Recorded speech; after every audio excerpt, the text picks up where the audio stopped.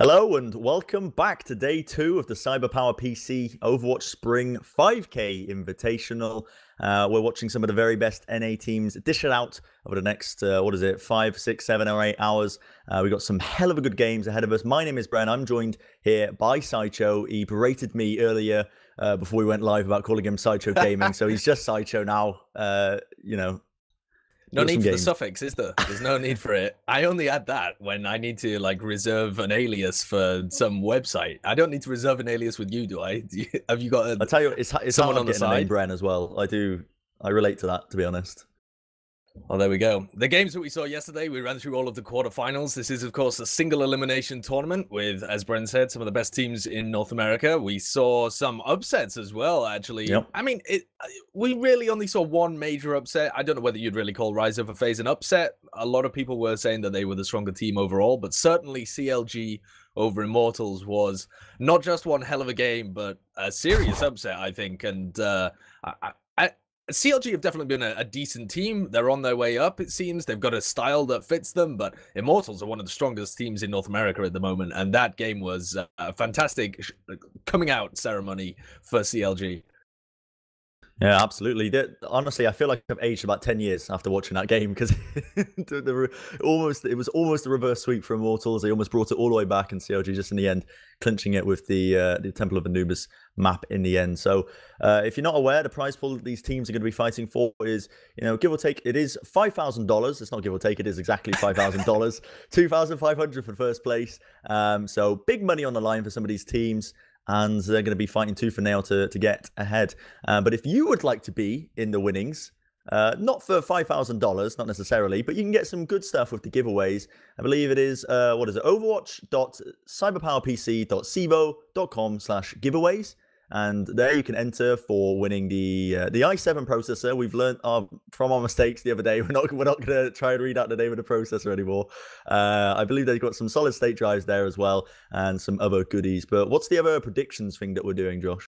Yeah, the predictions is where you can really put your money where your mouth is and try and see if you can prophesize who's going to come out on top today. So we've got 4 best of 5s that are coming up. 2 semifinals early on in the day, then a bronze match, and then ending it out with the grand finals. And if you think you know who's going to win those matches, and the 4 teams left are Rise Nation, LG Evil, C9, and CLG. And if you reckon you know who's going to win out of each of these matches, you can go over to cyberpowerpc.civo.com/predictions and click on the team you think is going to win. And we've got 2 people, actually only 2 people have survived with full points intact so far. We're able to predict all of the quarterfinals. Myself and Bren completely failed because of that Immortals upset with CLG coming out on top. But 2 guys, Q plus U and Sullen, are currently in the lead with 4 points, having correctly predicted all of the quarterfinals. So those guys in with the best chance, it would seem, if they carry on their winning ways, of winning the jersey, mouse mat, keyboard, etc. that's going to be handed out to the first, second, and third prize of those guys who come at the top of the leaderboards. But we've got global leaderboards there as well, so head on over to that page and see if you can predict our winners for today. But in terms of the game that's coming up now, Bren, we're going to start off with LG Evil v Cloud9, a real clash of the titans. Yes, kind of the top of the North American scene. Moving on to Rise Nation v CLG after that. That's the second of our semifinals. Then, as I said, the bronze match and the grand finals with ZP and Hexagrams. What do you think, though, of LG Evil and Cloud9? I think this is going to be one of the best games of the night, to be honest, with the exception of the grand finals, most likely. But these 2 teams, Cloud9, LG Evil, they look just to be, head-to-head pretty much when it comes to a lot of the maps that they're running. LG Evil seem comfortable against a lot of the top teams. Cloud9 have got a bit to prove with these new additions to the roster, which they definitely proved the other day. However, NRG did manage to take 1 map against them. Bearing in mind, that was NRG playing very well and Cloud9 playing a little bit more sloppily. Not really, in my opinion, didn't show a lot of respect to NRG in that matchup. But yeah, who knows? This matchup here, I think this is going to be one of the proper slobber knockers of the day, if you like. So it's going to be fighting it tooth and nail. But we do have the picks and bans and whatnot that we can get up now. You can slobber over them, Bren. I'm going to be dribbling all over them later. But, yeah. LG Evil started off, so beginning with a ban on Nepal. That's a bit of an interesting one to me, because when they were facing off against Splice yesterday, they looked like they were pretty solid on the just in general on the control maps, actually. Yeah. Cloud9's beginning with a ban on Volskaya as well, and then another control ban from LG Evil. And then if we skip ahead as well, a ban of Ilios. So definitely not favoring themselves on control, it seems, whereas Cloud9 moving away from the 2CP ones as well. So both teams giving each other respect on a particular type of mode, given like the strengths of each roster, it seems. So in terms of the picks, Bren, we got Hollywood, Oasis, Eichenwald, Watchpoint Gibraltar, and then the random map at the end out of the 4 remaining, Dorado. What are you feeling about this? What do you think this says about the teams? Well, for one, it tells me that the teams are quite uncomfortable on equally control. Even though the other day, LG Evil seemed to be reasonably in control when it came to playing on control. Haha, buddy, I made a pun. But yeah, now we're going to be moving into like a mixture of just hybrid. We've only got Oasis as the only control map in the pool. You've got hybrid and you've got a lot of payload maps. So it tells me that these teams are both necessarily, these are the sort of the middle ground comfort zones for these gamers. Like teams, I mean, where do you think they're going with these bans? Is it actually respect bans for the enemy, or is it just bans for them, like to take the maps out of the pool so they can't be picked? I think from LG Evil, it's definitely respect bans for the enemy. Cloud9 have looked like one of the most dangerous dive teams, and that's a really prominent strategy on a lot of these control maps. I think they've just wanted to remove that out of the showing, because I think LG Evil are better when they can play slightly less of the dive compositions and abuse the map geometry in terms of carry on moving and developing momentum along kind of like a forward line through the map. So definitely they want to push things more towards like the hybrid and the payload kind of end. And Cloud9 immediately picking the only remaining control map. So going to be very interesting. And we'll be going into Hollywood fairly shortly, I think, as we'll be getting the players into there. But Hollywood being our first map here, and LG Evil then going on to Eichenwald, both maps where you can run triple tanks really well, actually, especially on Eichenwald. Hollywood's point A defense and moving towards the end of the map as well definitely favors that kind of thing. And I expect to see LG Evil running those kind of compositions into Cloud9. So I think we're going to see a bit of a step away from what we've been seeing in the quarterfinals, where the Pharah Mercy comps were really the prevalent or the thing that was deciding the pace of the games. Yeah, it was quite odd. There was a lot of teams that were matching like Pharah Mercy with Pharah Mercy as the only answer that they could find for it, because I guess, you know, you win the air supremacy duel between the Pharahs, and suddenly you're going to be having a one fight at the end of the day. But yeah, LG Evil with these picks definitely screams that they want to be sticking to what they know, sticking to their guns with the tanky compositions and whatnot. And I believe we will be heading into Hollywood any time now, as the teams are ready. Yeah. In we go into Hollywood, our first map of the second day. It's our first semi-final, and it's LG Evil v Cloud9. These two teams reasonably could have been seeded first in this tournament, I think. You could have made that case for Cloud9, certainly. LG Evil have been kind of playing second fiddle to Immortals in many times that they've matched up, especially towards the end of Carbon series, where they kind of stole the tournament away from them just at the playoffs after LG Evil had looked so consistent throughout. But Cloud9 returning with their new roster have certainly made a case for themselves as well, despite losing to actually both Immortals and LG Evil throughout the playoff bracket of the recent Rivalcade Rumble. So I think there's a lot of parity between these three teams, and now that Immortals is out of the running, parity between both of these teams.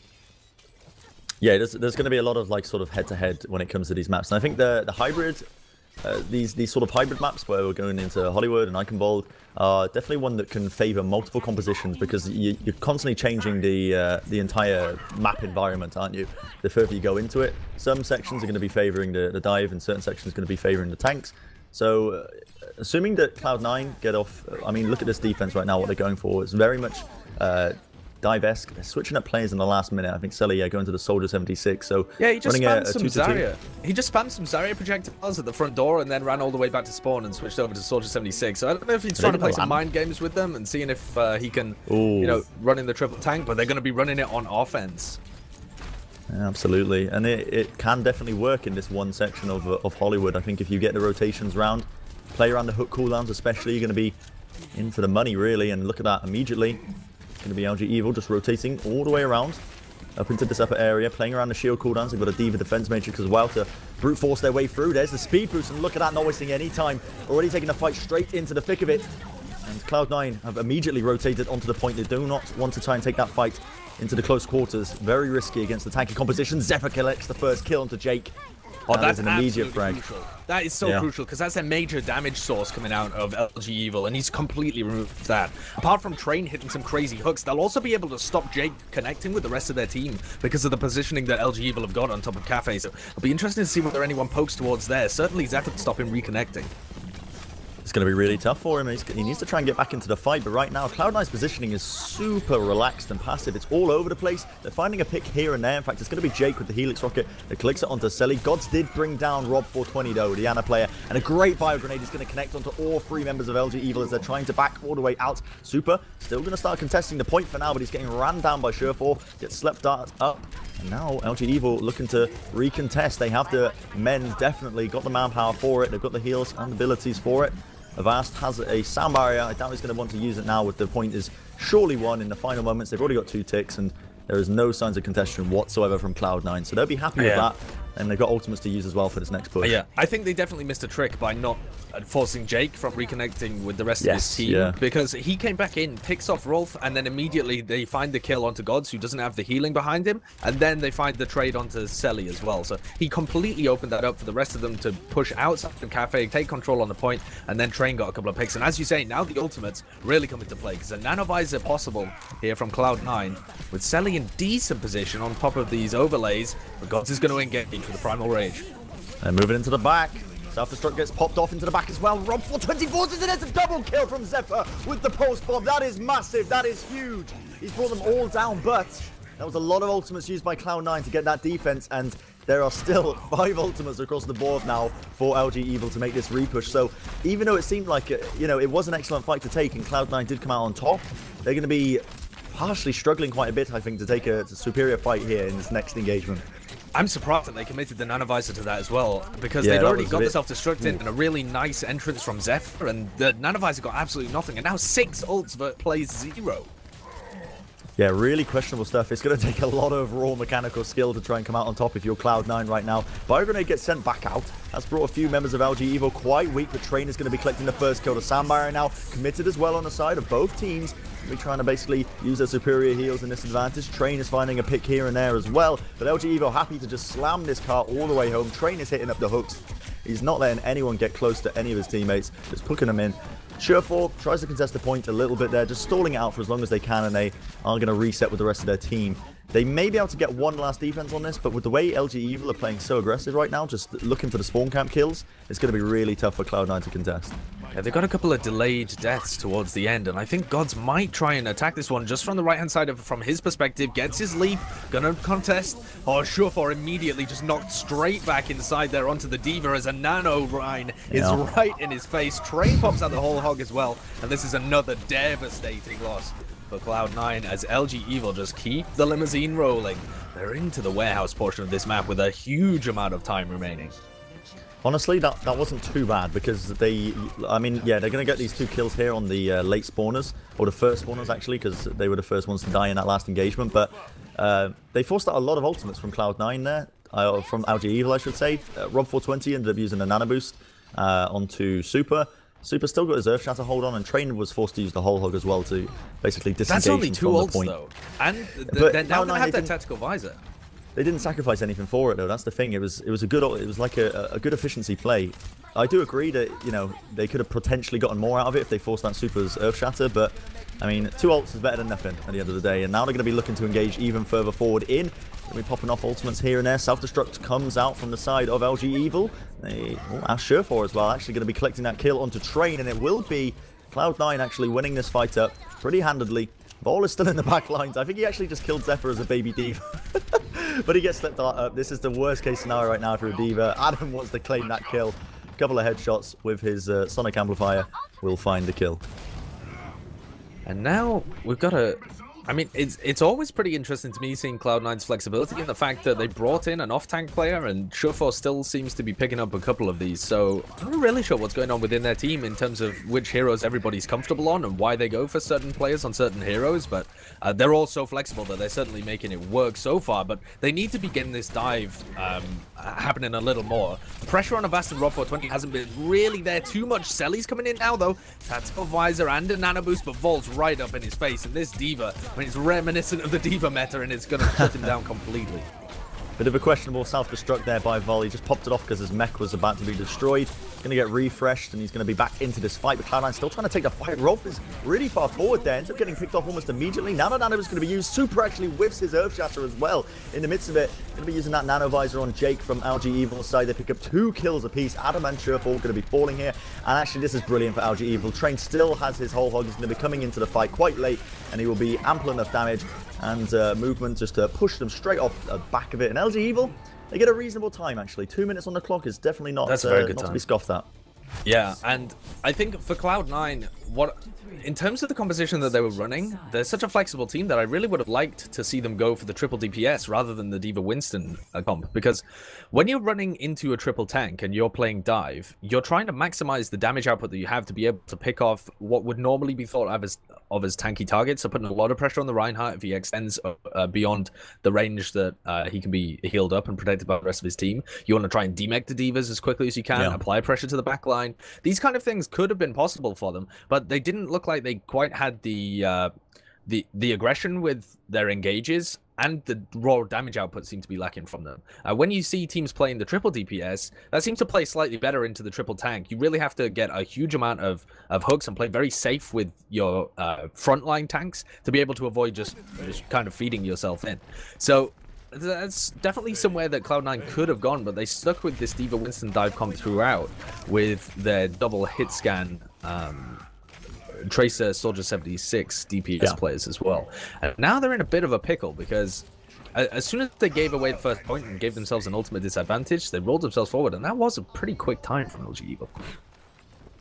It was a very decent time indeed. I think a lot of that was LG Evil played around Train really successfully, because even when he missed his hooks, there wasn't any overextensions coming out from them, and they played around. And Train was finding the hooks as well. That's another good point to make, is that plenty of times that it was actually who was it playing on the D.Va on the side of Cloud9? Surefour was constantly getting demeched quite often just from the Train's basically pressuring. He had a whole like area of effect, if you like, of an area that they just could not engage around Train, and LG Evil really abused that to its fullest.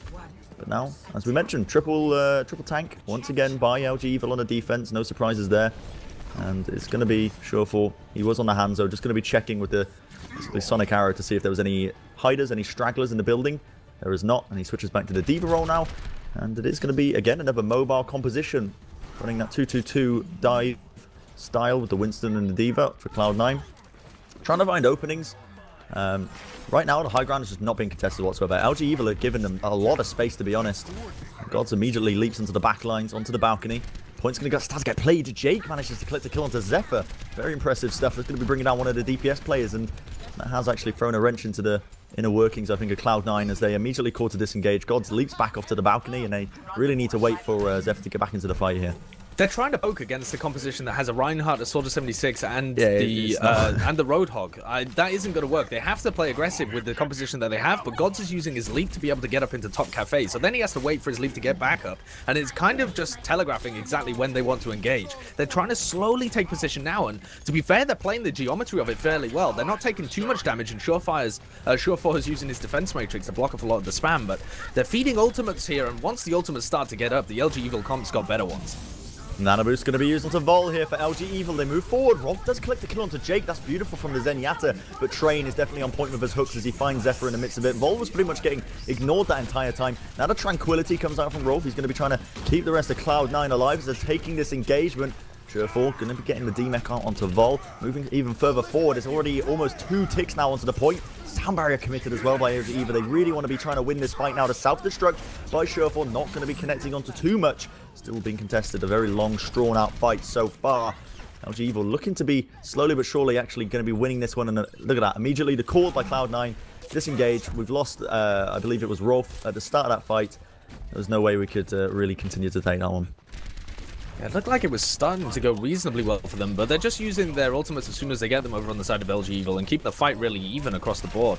Adam's got his sound barrier, and it's not going to be replicated on the other side. They don't really have a support ultimate that can keep them there, but look at this aggression coming out from Evil. They thought they had an opportunity there, but then Surefall goes up top, and they can't find any tanks to play onto, and here comes the dive. This is getting a lot of effort now. Selly, though, falling, and they still have a couple of ultimates to work with, but that pulse bomb onto Super removes their Reinhardt shield, and that opens the field for the rest of C9 just to shred the remaining players. Yeah, that was looking so good for a certain subsection there for LG Evil, because they had so many ultimates online. Look at that, they've already got 4 available to them. And they 100% could have won that fight, but Cloud9 realized they had 100% an opportunity to work off. Gods immediately leaped into the backlines with the Primal Rage, picked off Rob 420 before he could get his nano boost off, and as soon as that was happening, you're going to be missing a lot of damage from the triple tank compositions, and Train just wasn't quite finding the picks as well that they needed in those final moments. But now, LG Evil definitely an opportunity to engage. The positioning by Cloud9 is pretty much all over the place on this second point. And the big rotation by LG Evil is going to be the Tranquility used by Rolf to move in. Cloud9 do not want to be give up too much space for free. They're moving in as well with a couple of ultimates. Zephyr pops off the pulse bomb but doesn't actually connect it. Super moves in with the Earth Shatter, and they're finding the kills now. They use 4 ultimates in the end. Jake pops off the Tac Visor, claims 1 kill. Helix Rocket onto Surefall will bring him down, and it will be a successful defense here for LG Evil. The pressure of Rolf was kind of perfect, but also Rolf's positioning inside, I think he didn't really expect them to speed boost so quickly around. LG Evil have got very good coordination and great use of the speed boost from Avast to deathball up and be able to claim position when you're not really expecting all 6 players to fly into your face. Rolf got caught out there a little bit, had to pop his Transcendence, and that was an ult investment that allowed LG Evil to invest 4 of their own, and they still have this nano boost to work with. Going to be difficult to get full wipe potential out of it, though. I'm interested to see where they put it. Last time they only had 1, they put it onto Vol, but that didn't work very well. Well, Super's going to be the recipient of this nano boost. Moving in, he claims 1 kill onto Surefall. Surefall actually switching to the Genji a little bit earlier on there. And it's going to be a 1-for-1 trade as Rolf managed to bring down Jake as well. So 1 less DPS player for LG Evil here. The Tac Visor now comes out from Selly. He moves in, trying to find a kill or 2. Train's trying to leap him down, tries to go for the heal. Not quite working out for him. Still, very even exchange here so far, but I think it's Cloud9 that are slowly edging forward over the side of LG Evil as they have the superior spawns. However, Jake finds a kill. The Helix Rocket again onto Surefall. He's died very quickly, almost immediately as that fight was off to the tail end of it there. And LG Evil, they don't seem to be pressured at all. The players are back into the fight. They've got the heals with it, and they seem to be quite comfortable to just hold on here.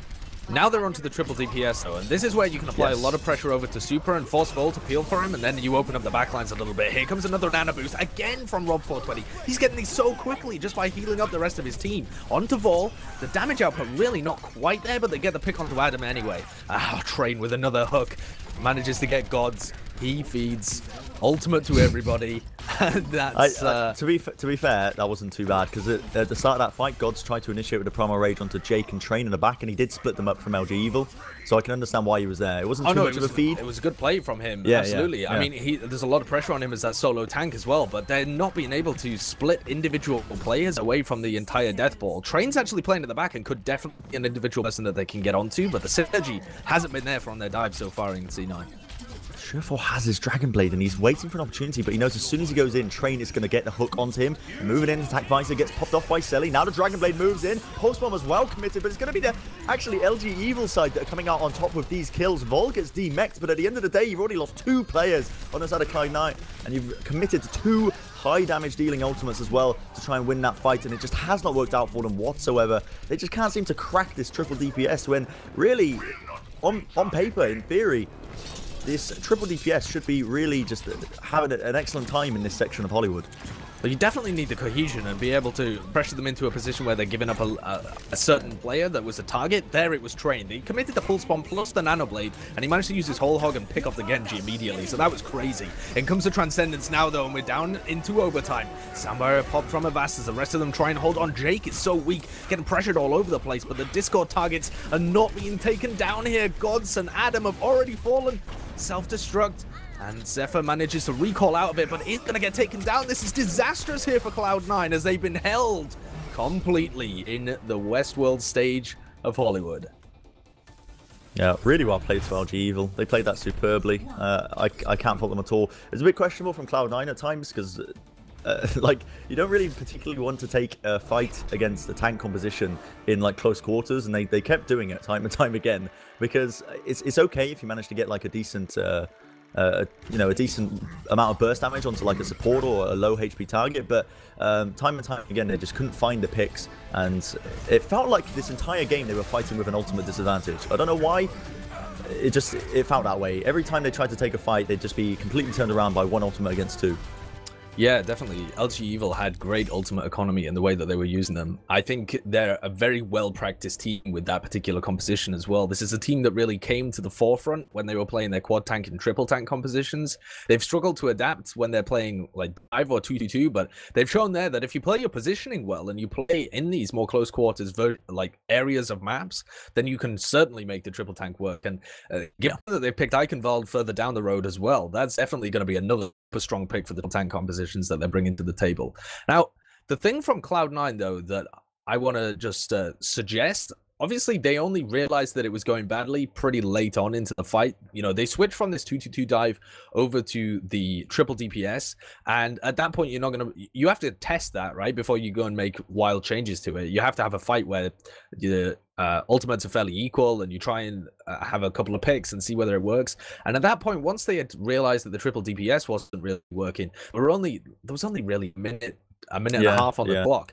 But if they had switched Rolf over to the Ana rather than the Zen, Rolf's an excellent Zen, but they didn't seem to be following up on the Discord targets, or the Discord targets weren't able to be followed up on too well. Like the peeling was pretty good from LG Evil. Perhaps if he'd been playing the Ana and gone in with the biotic grenade instead, that would have opened up the pick onto Train much more easily, because he can't then just heal himself up, and he can also try and isolate the Reinhardt if you get a good play into there. So that's potentially something they could think about next time they come up against them, maybe on Eichenwald or something like that. But it was certainly an interesting clash of styles, but LG Evil coming out quite conclusively on top. Yeah, it's interesting. 100% Hollywood is a map that I would have favored for the LG Evil guys. Definitely suits a lot of their playstyles, but yeah, Cloud9 could have made some earlier attempts to make the switches into triple DPS a little bit earlier on, especially playing around the cooldowns as well. It felt like they were playing around Train quite well. Not initially at the start, they learned later on as the game progressed to play around Train's hook cooldown, but you also need to keep at the back of your mind, you know, you've got to count the sleep darts, the bio grenades, like you were mentioning, not really playing around the cooldowns too well. But I believe we are going to be going into number 2, which is actually Oasis. It's going to be Cloud9's pick. It's an opportunity for them to bring this one back potentially. And Oasis definitely a map where, you know, you can run triple tank on certain sections. I think you can run it with decent success in University. Yeah. But reasonably, I would probably favor Cloud9 moving into this one. Yeah, definitely. I mean, two of the stages, their Winston Diva dive comp is going to be what's considered the best composition to really run on this stage, although some teams do like to run the Pharah Mercy, and that might be how we see LG Evil adapt to this one, is that they know that they can't run triple tank on any stage that isn't University, basically. And I think Vol isn't really... I don't know. I don't really want to pin it on Vol, actually, but their overall composition doesn't work well if they move over to 2-2 or dive comps. There's something about their synergy that they like to say Deathbolt. I think all of their practice since being a top team has pretty much trying to perfect this kind of Deathball strat, so they might be struggling a little bit to adapt their thought processes over to dive. And so instead, it looks like we're going to be seeing the Pharah Mercy come out of them from Jake and Rob420, and Jake's a pretty good Pharah, it has to be said. Yeah, definitely expecting a lot of these Pharah v Pharah duels, but Surefour's nothing to be scoffed at either on the Pharah. He is slamming it home. Look at that, immediately hits off the rocket onto Jake. Jake forced to get healed up here, and I think these will be the people to watch. Surefour's just not missing a shot, is he? Look at that, Jake brought down to a sliver of HP immediately, and he's going to lose the 1v1, and that has created a huge opening now for Cloud9 to make the movements in. They can just wait for these rockets to rain down with the damage boost, creating tons of opportunities, but Adam is actually going to be one of the initial players to fall right now, so he's not going to be building up that Resurrect for the further fight. LG Evil actually slowly trying to turn this around, but they've both actually lost their Mercy players now, so it's going to be a bit of a tricky one. The heals are definitely in the side of Cloud9, surprisingly enough, even though they lost the initial duel. Yeah, they kept Rolf up the entire time, and he was keeping them all healthy. Zephyr also was doing a really good job at peeling and just basically blocking damage with his body as well in a lot of these situations. Got the mech, but able to get back into it, and 97-98% of his ultimate as well. So you can see how much impact he's had in that first fight. Oh, here we go, moving in round number 2. We want to be trying to take the fight straight to them. Jake immediately, he's 3 rockets. Shuffle's on fire. This man cannot be stopped. He's actually destroying these air battles, and he's just setting up for his team time and time again. As soon as that Barra Mercy's taken care of, the team just focused down the appropriate targets, and look at that. Straight off the back of that, another one team fight, and they've got a huge ultimate advantage to work with. The one silver lining, I guess, is the fact that Adam actually ended up falling at the start of that fight, so they are at an ultimate disadvantage when it comes to the Resurrects. Rob 420 is just holding on to his, but it builds so quickly anyway, it doesn't really matter. Yeah, Adam's going to have it by the time they engage, and they're already at 5%. And an element of doubt has to start creeping into Jake's mind here, because not only has he been losing these fire battles, he's been losing them way too quickly. He's not even tying up Surefour. Again, another rocket, two rockets! This is unbelievable coming out from Surefour. He has destroyed Jake in less than a single clip almost every time. It's unbelievable. I don't know what to recollect it back to, but it just, winning these duels so consistently, it comes down to so much practice on the roll. Surefour is a very, very talented projectile player, and it's 100% showing here. And Jake still wants to just play this role. And if you're not so certain of the dominance that Surefour's currently like plowing into Jake right now, just look at the difference in ultimate charge. Surefour's been holding onto his barrage for about half this game so far. Moving in, hits another rocket onto Jake, trying to find the second ones. Moving in again, another full shot. Finally, Jake brings him down, but that was really only because of Surefour's mistake there. The fight's still going to be taken out. They've got Resurrects to use, but I think actually Surefour died off the map, so the Resurrect could not be used onto him. So it should be a winnable fight here for the side of LG Evil, but look at how much time they bought. The overtime is ticking over. Even if they are going to win this fight, Self-Destruct's going to get sent out from the side of LG Evil. Oh, and that was so nice. 2 kills with it. That is ridiculous. Unbelievable. I don't believe it. Vol timed that one to perfection. He used his self-destruct just as the bubble was about to disappear from Gods. They all thought they were safe, and then suddenly it disappears, and he collects those 2 kills. Still a pretty difficult fight to get back into, but they got the Resurrect and the Barrage, so they can start to tick this one back up in their favor. But 99% on the board from Cloud9, and you've got to think, if Surefour wins another one of these firefights and just eliminates the threat from above, then they're going to be able to retake here. The silver lining of this is definitely Rob 420's Resurrect that he's still got in his back pocket.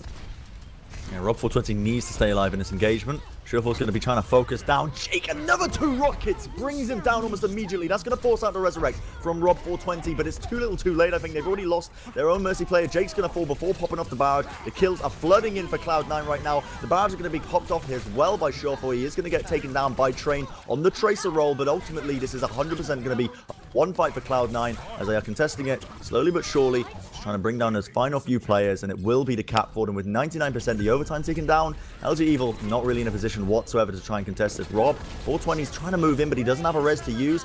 Jake moves in with the barrage, but he gets completely denied up by the defense matrix. Beautiful stuff coming out from Cloud9 here, just asserting their dominance all over the map right now.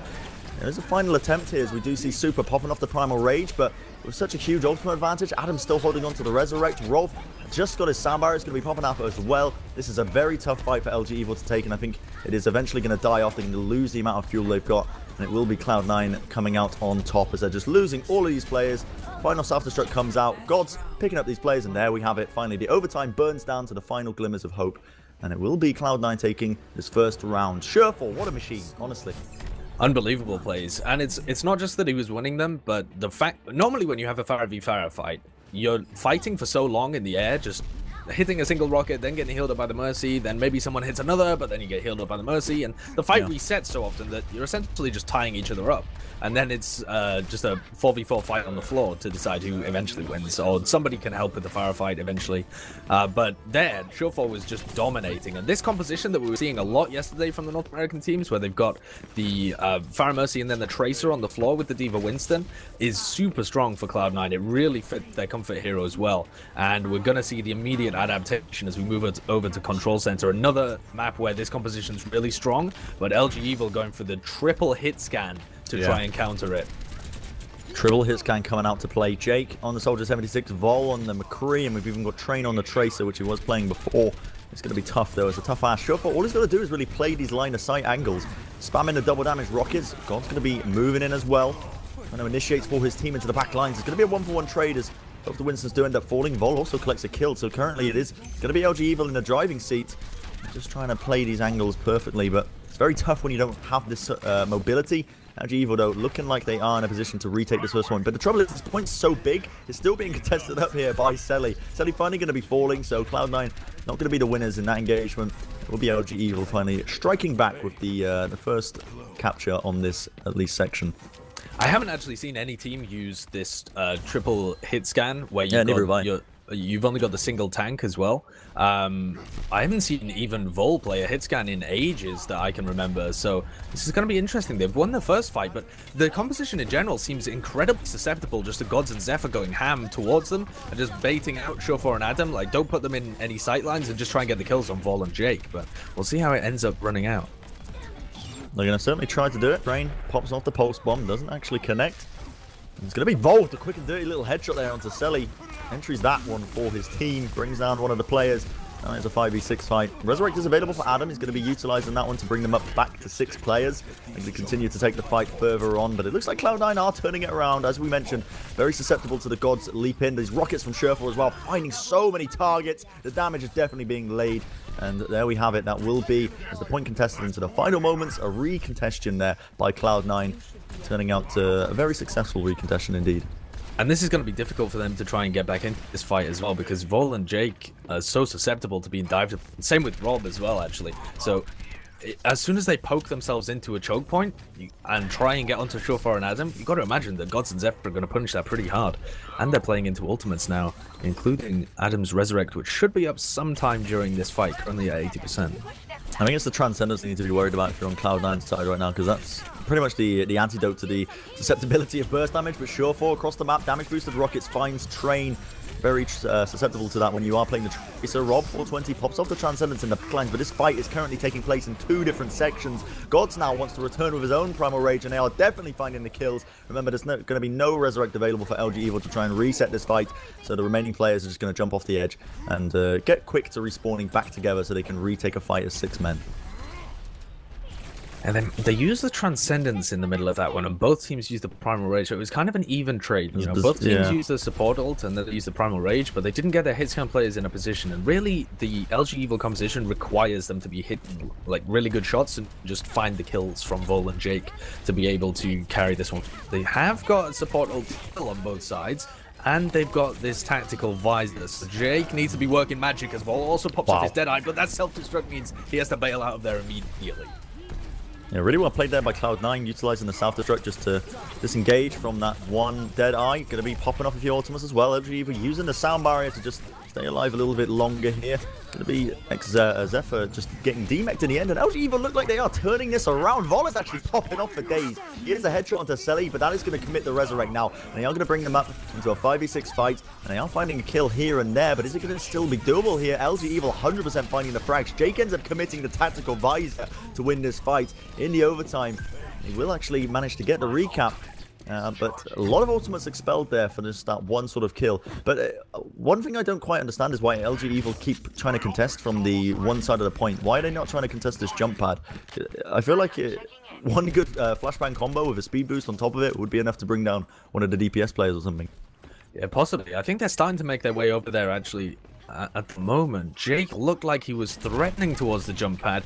I think they don't want to be up there and then just get booped off by Gods and Zephyr and then be stuck and unable to control their own positioning. So a bit of a meta game going on here, but at the moment both teams just kind of fighting over that area of the map.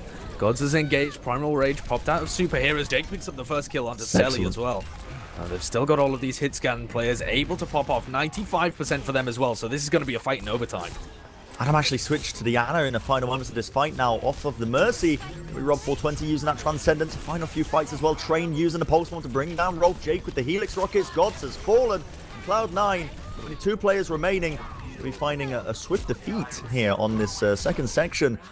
Wow. LG Evo with the triple hit scan. You know, on paper, it works. It works against the Fire Mercy, and they just asserted their dominance once again. I'm honestly surprised that it worked, though, because you've got such a small amount of ability to appeal or engage for your team, and you've got targets that are pretty susceptible to the dive if you get Gods and Zephyr into them, that I wonder if they hadn't just switched over in that final moment to Shofor onto either the Soldier 76 or the Genji and just played a 2-2-2, like a classic 2-2-2, where they've got the dive of the Tracer Genji, and then they've got either a Zen or an Ana, whether they wouldn't have just been able to roll over them. I'm not really sure why they decided to stick to the Fire Mercy for so long, but even so, that was a really nice adaptation coming out from LG Evil. Wasn't expecting it. I think a lot of that comes down to just that one section of Oasis being very, very open, in that you commit with one side of your team and it gives opportunities for openings in other sides and other vulnerabilities. But we're going to be moving now into the university section of Oasis. No triple tank. No triple tank as well. Very interesting compositions being ran so far. It is a 2-2-2 by Cloud9, and it's going to be the 2-2-2 on the exact same side for LG Evil.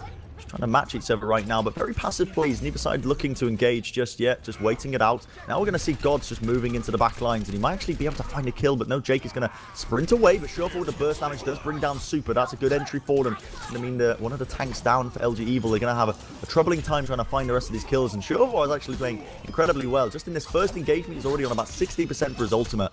He's built it up very, very quickly, and he's finding a lot of opportunities for his team there. Yeah, this is working perfectly for Cloud9. They got the better engagement, just God's able to stay alive slightly better with the dive into the back line. And they're able to chain that one forwards. And now we see LG Evil switch over to the triple tank. The dive didn't work. They realized that they're going head-to-head. Perhaps they were expecting the Fire Mercy to come out there as well, because people have been running it a little bit on University, and Shuffle definitely was having success with it. But now that they've seen what's happening over on Cloud9, they've gone straight back to their tried and true triple tank compositions. And Jake's pretty close to his ultimate as well. Oh, hook comes out from Train. He connects it on to Adam, but doesn't quite find the kill. Now they're going to be moving in with the ultimates on the side of Cloud9. Shuffle with the 2K with the Dragon Blade. Brings down both the supports almost instantly. Collects a third onto Super. Good night, Sweet Prince. It's going to be a full almost wipe. Jake is I think he actually died at the start of that fight, so it must have been a full wipe there, as he only just respawned with the rest of his team. And now Cloud9 currently on about 60% on the clock. Rolf has Ascendance to use as well. Zephyr's very close to his self-destruct, which can be very useful against a triple tank, because Super can be forced into an unfavorable position, but they're looking to take this even further forward, immediately contesting the point here, Sideshow. Yeah, Gods with a slight engagement, sees if he can get onto Super. Showforce looking for a dash that's going to set him up so they can get in onto the more Rolf. Has to force out his Transcendence here as they're still fighting in the back line. Avast is going to reply with a sound barrier as both teams really get down to it, but Jake's popped off his tactical visor. Zephyr tried to run after him and counter it, but Rolf's already died and he's been demeched, and now there's a load more ults up for LG Evil as well.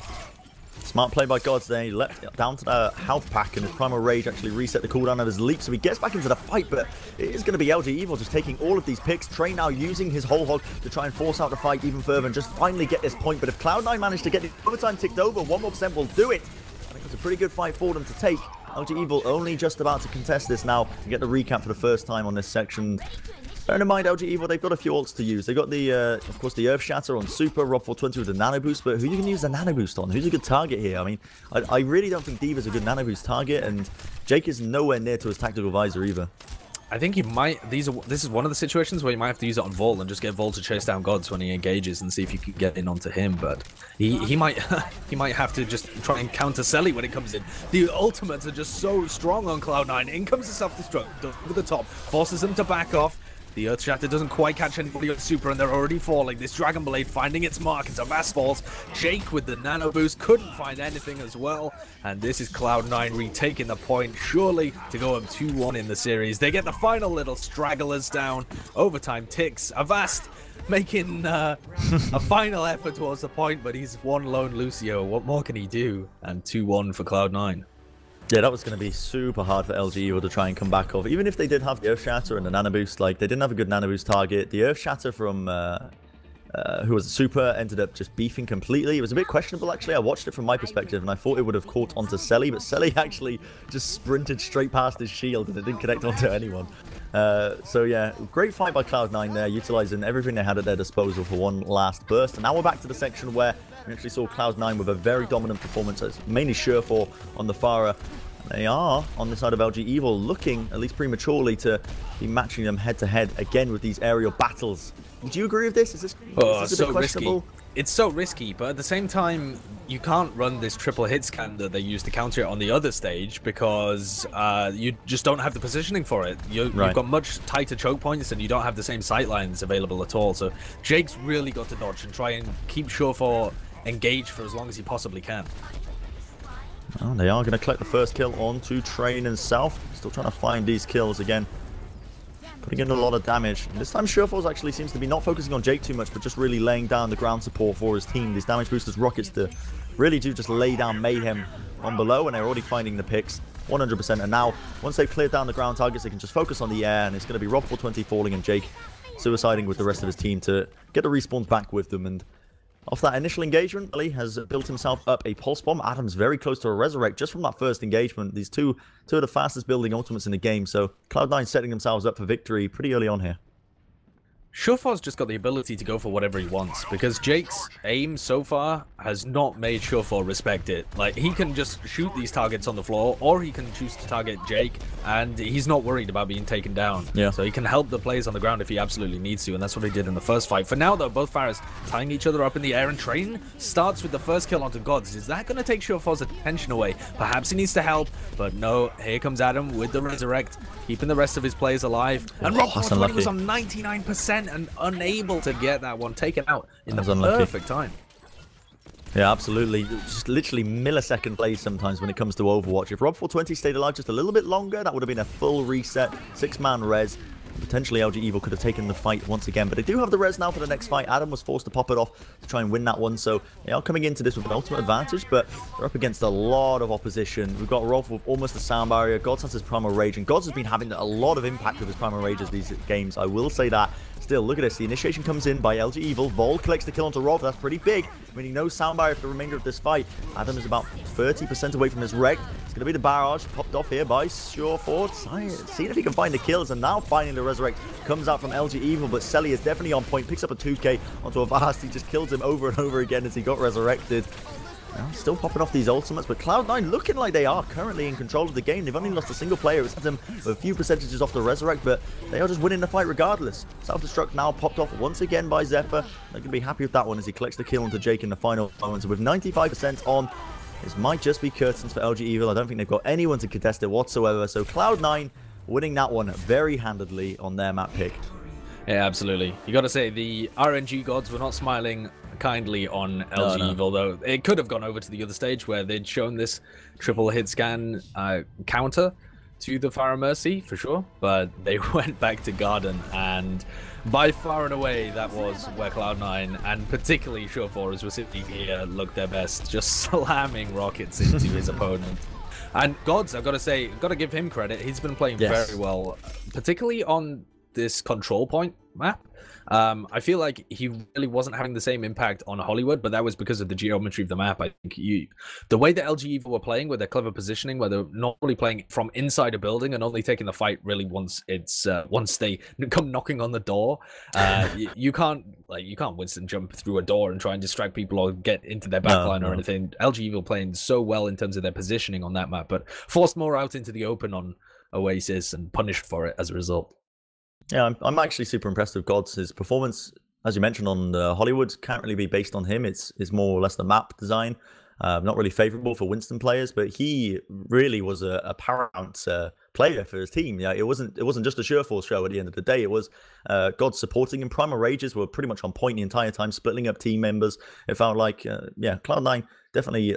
You can see why they picked Oasis up. You can see why LG Evil respect banning a lot of these control maps as well. Yeah, definitely. I mean, the pick ban system has allowed LG Evil to get probably an advantage in terms of the overall map pool, because they've removed the majority of the maps that they are that they're kind of forced to play into a very strong dive composition, and instead they've got themselves onto Hollywood, which they've managed to win, and fairly conclusively, actually outplaying them in terms of positioning and style, and then Eichenwald, which is going to be could be more of the same. It's definitely more of an open map once you get to the middle stage, but it's so strong for triple tank because the ultimate chaining is a very real possibility, and you've got the high ground of the castle in the middle when you're on defense as well. So that's going to be interesting. That's going to be the next map that we're going into. How do you feel about, what do you think Cloud9 need to look at to contest this map?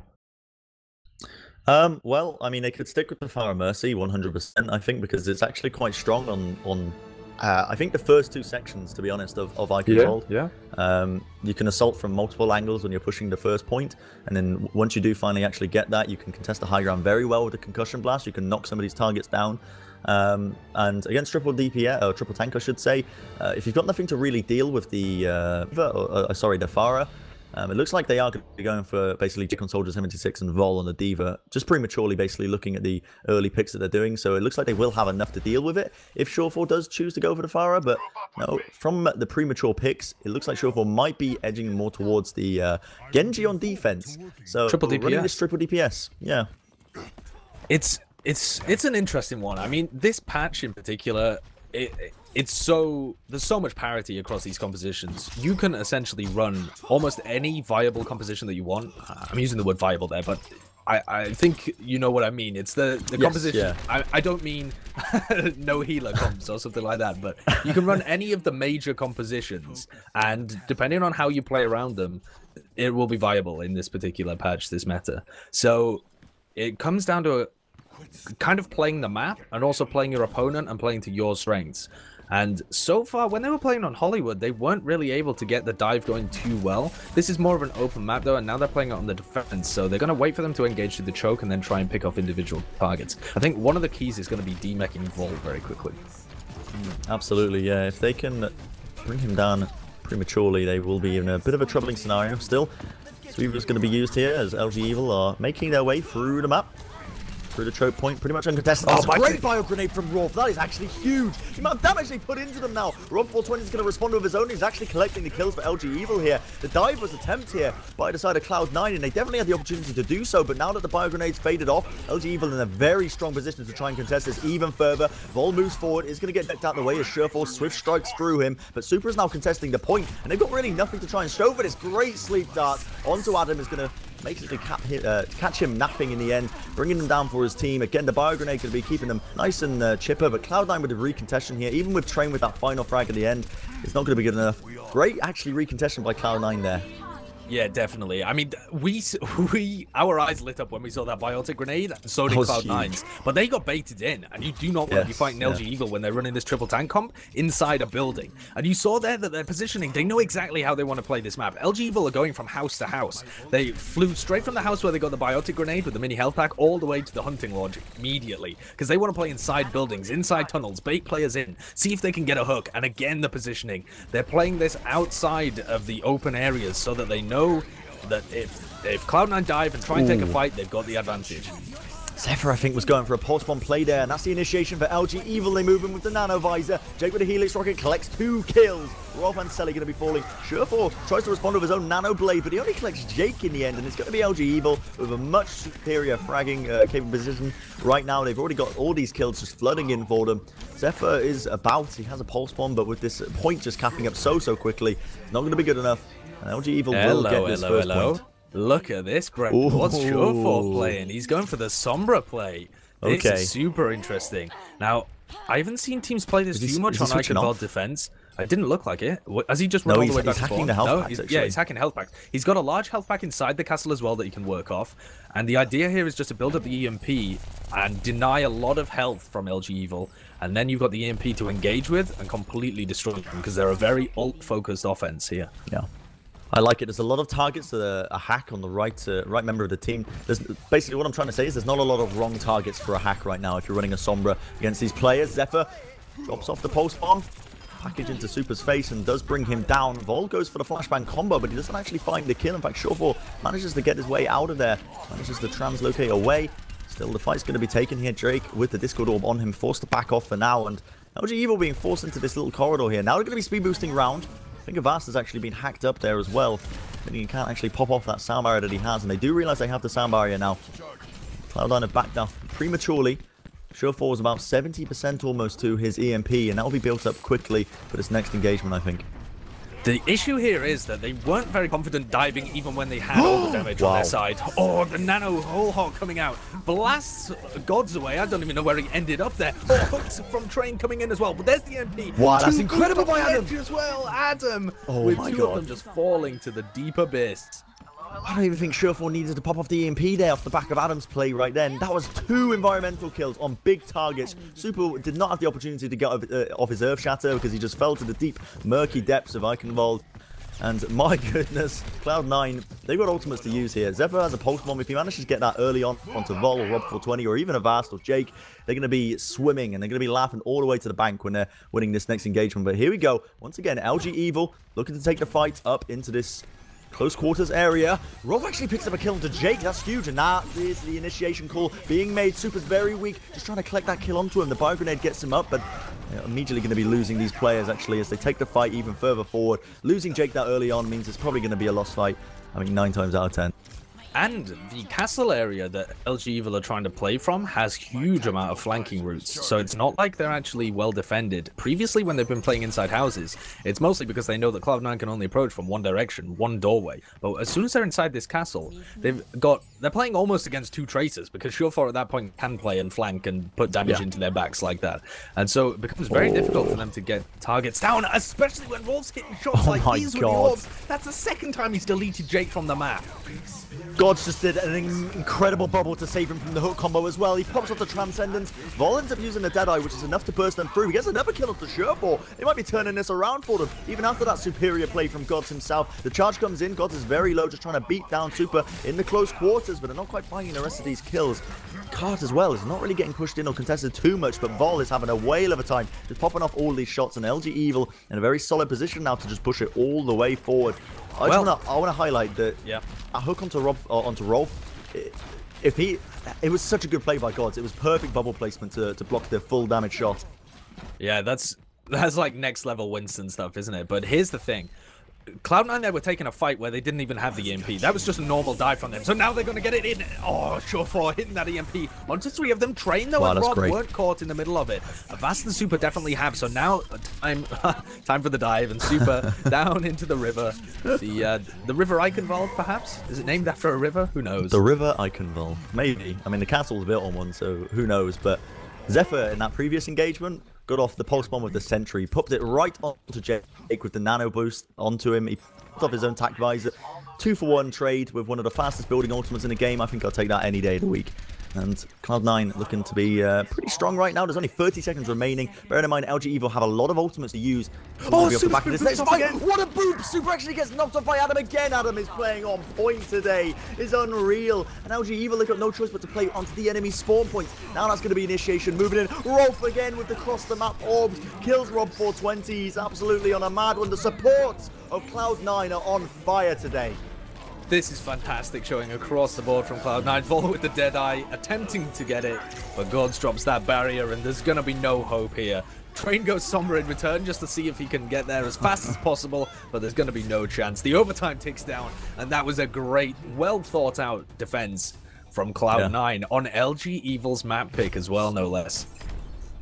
I think that Sombra pick just really spun them out, didn't it? They didn't know how to play around it. The health packs were getting denied. You might not think the health pack denial is a big deal, but when you're building the ultimates, the EMP so quickly, and I think Eichenwald's second point actually is a brilliant place to use it, because the amount of hidden little health packs that are dotted around the map, you'd be surprised how much of an impact they have in these for tanky compositions as well, because they fight in around the health pack areas, and when you just completely deny a certain section of healing, it's actually huge. It's detrimental for running the tank comps in these close quarters. So you're removing this element of survivability, and well, it's going to be a very tough ask right now for the side of LG Evil on this defense. They need to be hoping for this full hold, I believe. It also wasn't like Anubis or Volskaya or something, where you have it up all the time. It wasn't like every time LG Evil went in, they were facing an EMP. They weren't getting outplayed in that sense. It was more of a risky pick off the Sombra because he didn't have it for every fight. But even when he didn't have it, they were finding really nice flanks from Surefour and Zephyr, getting behind them with the Sombra and Tracer and ripping them apart from all angles. And Rolf was hitting some nutty orb. Oh my god, he was insane. He was going toe-to-toe with Jake on the Soldier 76 and wrecking him with orb headshots. So that's not the kind of thing that you can normally rely on a support to do. Yeah, he was absolutely destroying Adam as well. The amount of environmental kills he got in the final moments. It sounds like, honestly, now that I'm reflecting back on our casting so far, it sounds like we're the biggest Cloud9 fanboys in the world. But honestly, they do deserve it. They've been playing phenomenally. And LG Evil will be very curious if they can actually turn this around now with this defense. They're still going to be opting for the triple tank, which I think is definitely more than viable for running on this first section. And there's definitely opportunities for a full hold if Cloud9 can't find the opportunities. But given what we've just seen, I'll be very shocked if they can't at least find at least one opening to exploit. I think they've got a chance here, though. LG Evil are full holding them. They can play around the primary choke points in the houses and then fall back to the hunting lodge, and they've got a lot of room here. It's going to be difficult for them to get openings and dive onto them, even with this triple DPS comp. So they need some really huge individual plays, I think, to open this up. They play so tight-knit. Their positioning's so good on LG Evil. God, he leaps into the back line. He's going to be playing around the balcony again. You see, LG Evil just playing around these close corridors. This was quarters gameplay, but Cloud9 is spread out all over the place right now. They're going to start to contest the point. Certainly the attempt is being made here. Now they're going to be leaping onto Vol into the top section, trying to bring him down out of his mech. They do successfully do so. Bio Grenade comes out, but it doesn't actually heal him up. Now they're still trying to take the fight even further forward. Surefall moving in, gets the headshot onto Train, will bring him down, and the amount of burst damage they now have with Laugh should be absolutely overwhelming for the side of LG Evil. Indeed it is. Surefall, he's got his Dragon Blade already, and it was just the first attack. I really felt like they would fall back to the lodge rather than that corridor there, because as soon as Volt gets demeched and the defense matrix removed, and defense matrix is fantastic there, because you just have to hold down right click and you're deleting damage from all 6 of your players. But as soon as he got demeched, Surefall's just able to spam them, dash through them, get dash resets, etc., and there's no hope of recontesting. Now LG Evil going to speed boost out, see if they can take the fight straight into Gods and Roll. Good play by Train. Yeah, well played by him. They're going to be facing ults, but as soon as they're getting picks like that, LG Evil removing the ability for Cloud9 to use them. Bit of lack of respect there from Cloud9, not really respecting Train on his Roadhog. Again, it doesn't matter how many ults you have when you're running this triple dive. One Roadhog hook is going to bring down your DPS players no matter what, and it's on an 8-second cooldown. So unless you're playing around that in those sections, you're going to be asking for trouble. And LG Evil have managed to set up a decent foothold here off the back of Train's opening pick. So definitely opportunities for them to try and work their magic. God's going to be leading in now, trying to play the back lines, drops the bubble pretty early on. And Nanaboost actually pops off onto Jake here, uses his attack visor in response as well, but Wolf has his Transcendence just to keep them nice and healthy. Now Surefall moves in. It's going to be the Dragon Blade that actually claims Jake's life. He moves in for more. The Swift Strike reset. Hook combo by Train does put an end to that. Pesky ninja plays, however. The self-destruct now does actually manage to collect a kill onto Zephyr. Quite surprised by that he couldn't actually get out of the way of it, but this is looking okay so far for the side of LG Evil. Soundbar is going to be used as well by both these teams, as it's really just trailing off into the edges of the map now. Avast gets a little boop off into Selly, brings him down as well. Still trying to take this fight. I think this is actually suitable for Cloud9 to take, given the fact that their spawners are so close. And Gods just went on an absolute mad one. He just jumped off the edge of the map, I think, or Train picked up the kill there. And interestingly enough, this fight was still ticking off. They actually switched Surefall off onto the Sombra again. Yeah, they have, and he's already at 50% ult, but LG Evil look like they're going to get out on the positive side of this in the end, especially with that Earth Shatter that catches Adam. He's going to be put to bed. They're still fighting this one, but both teams are perfectly happy and capable of fighting this kind of high aggressive, high tempo play. Eventually, the spawners should come out in favor of Cloud9, but LG Evil don't really care. They're just delaying this for as long as they possibly can. 3 minutes left on the clock here, and they have to block it before this next checkpoint. And they're going to be playing into the Sombra. This Sombra is really deadly. Has the EMP as well. Yeah, that's almost a one fight. This is going to be tough for them. Essentially is like, if you get off a solid EMP, it is almost like, it feels like about you got an 80% chance of winning the fight almost every single time, unless something goes disastrously wrong. It's honestly one of the most powerful abilities in the game. And LG Evil now looking to speed boost in into the upper area. There's the EMP, collapses onto all of them there. Adam tries to back off, but it's going to be the attack visor from Cell. Train does get an excellent hook. Actually lifts Rolf into the depths below when he was transcended it up, but it's too little too late for them, as they are all going to be falling like dominoes just straight below them. And this is a scary situation for LG Evil. Look how close Cloud9 are pushing this in. I don't know if they're going to have it either. Force Bomb comes in, Jake's moving in with the Nano Boost as well, and they just can't contest it in time. Disastrous mistake there from LG Evil, and Cloud9 just look at Selly doing press-ups on the cart. He's happy. He's a happy chappy. That was LG's map pick as well, so impressive stuff by Cloud9. Yeah, definitely. Cloud9 showing that they have hidden strategies up their sleeve. I haven't seen much play from the with the Sombra from them yet, but Sureforce certainly pulling it out there, and you can tell that they practiced around it. They know when they want to bring it out and how they want to play. The executes and the timing when they're using that EMP was this is that dirty pretty good. Oh, that's an instant fight. That's just instantly won the fight for them. All the supports on the side of Cloud9 played insanely well for this section. They really did. Are you counting the Sombra as a support there as well? Wow, you could. Yeah, I mean, yeah, definitely. Some teams, some players definitely think that it fits more into the support role, and the Koreans have tried playing it as like the solo healer. There we saw it as the triple DPS, but you're switching one of your DPS players over to the Sombra. Worked really well. I particularly liked it. Like, they were really abusing the open areas to try and just dive straight into LG Evil, but then also abusing the EMP on both offense and defense. So it was very nice. Cerebral play coming out from Cloud9 to take the opponent's map pick as well. And now we're going into Watchpoint Gibraltar. That's going to be our next map here. And for sure, that is a map that maybe more than any other that comes to mind is favored towards aggressive verticality and dive compositions.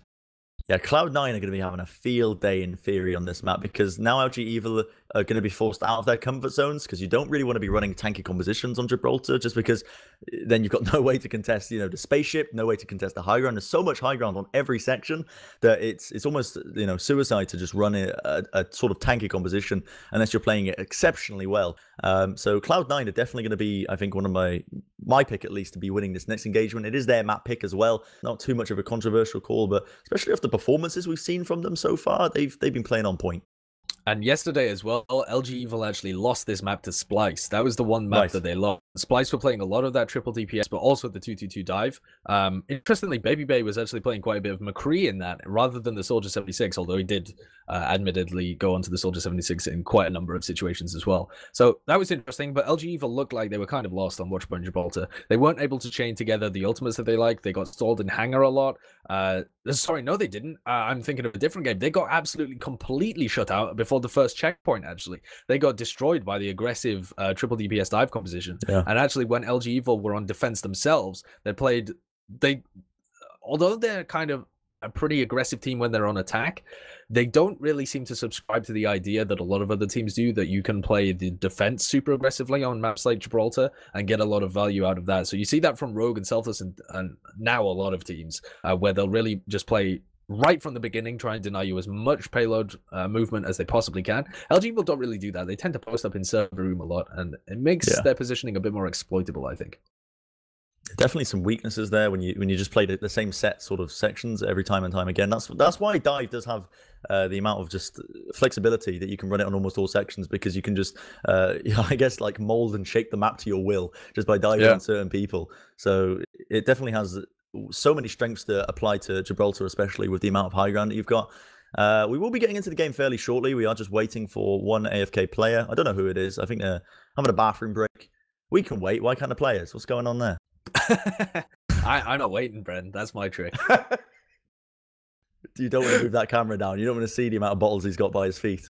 But this would be Cloud9 to take it. If we're right in our prediction with the map favoring Cloud9 with Watchpoint Gibraltar, they're already 2-1 up in the series, and they've just taken LG Evil's map pick. If they go into their own and take it, that will be a 3-1 defeat in the semi-final, and LG Evil will be out of the tournament, but still playing in the bronze match to see whether they come third or fourth. The fifth map, should we get there, is Dorado as well, which would be a really interesting one, because I feel like that's more balanced than Watchpoint Gibraltar is in terms of the payload maps that are also kind of open to a lot of different compositions. Also could run the Pharaoh on that a bit more than you can on Gibraltar, etc. So that would be an interesting one if we get there, but it's going to require something really powerful coming out from LG Evil. Yeah, really all the pressure on them to perform in this scenario, because they're up against the Cloud9 when they're at their most comfortable. It's their map pick, and they're going to be running compositions that are much more favored towards them. LG Evil, I mean, I could see them running triple tank at least for the first section, but then you run into the risk where if you get rolled over in that first section, you switch off to a more sort of mobile composition, which you need to do, I think, for the hangar phase, just to contest the high ground.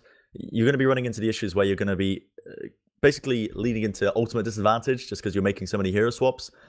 So it definitely favors teams that are going to stick with the one singular composition. So the attacking team is usually going to be favored if sort of a dive, because you just don't really want to switch off. We saw a couple of times the other day, actually, some Widowmaker plays, which, does work out in Gibraltar really well. Yeah.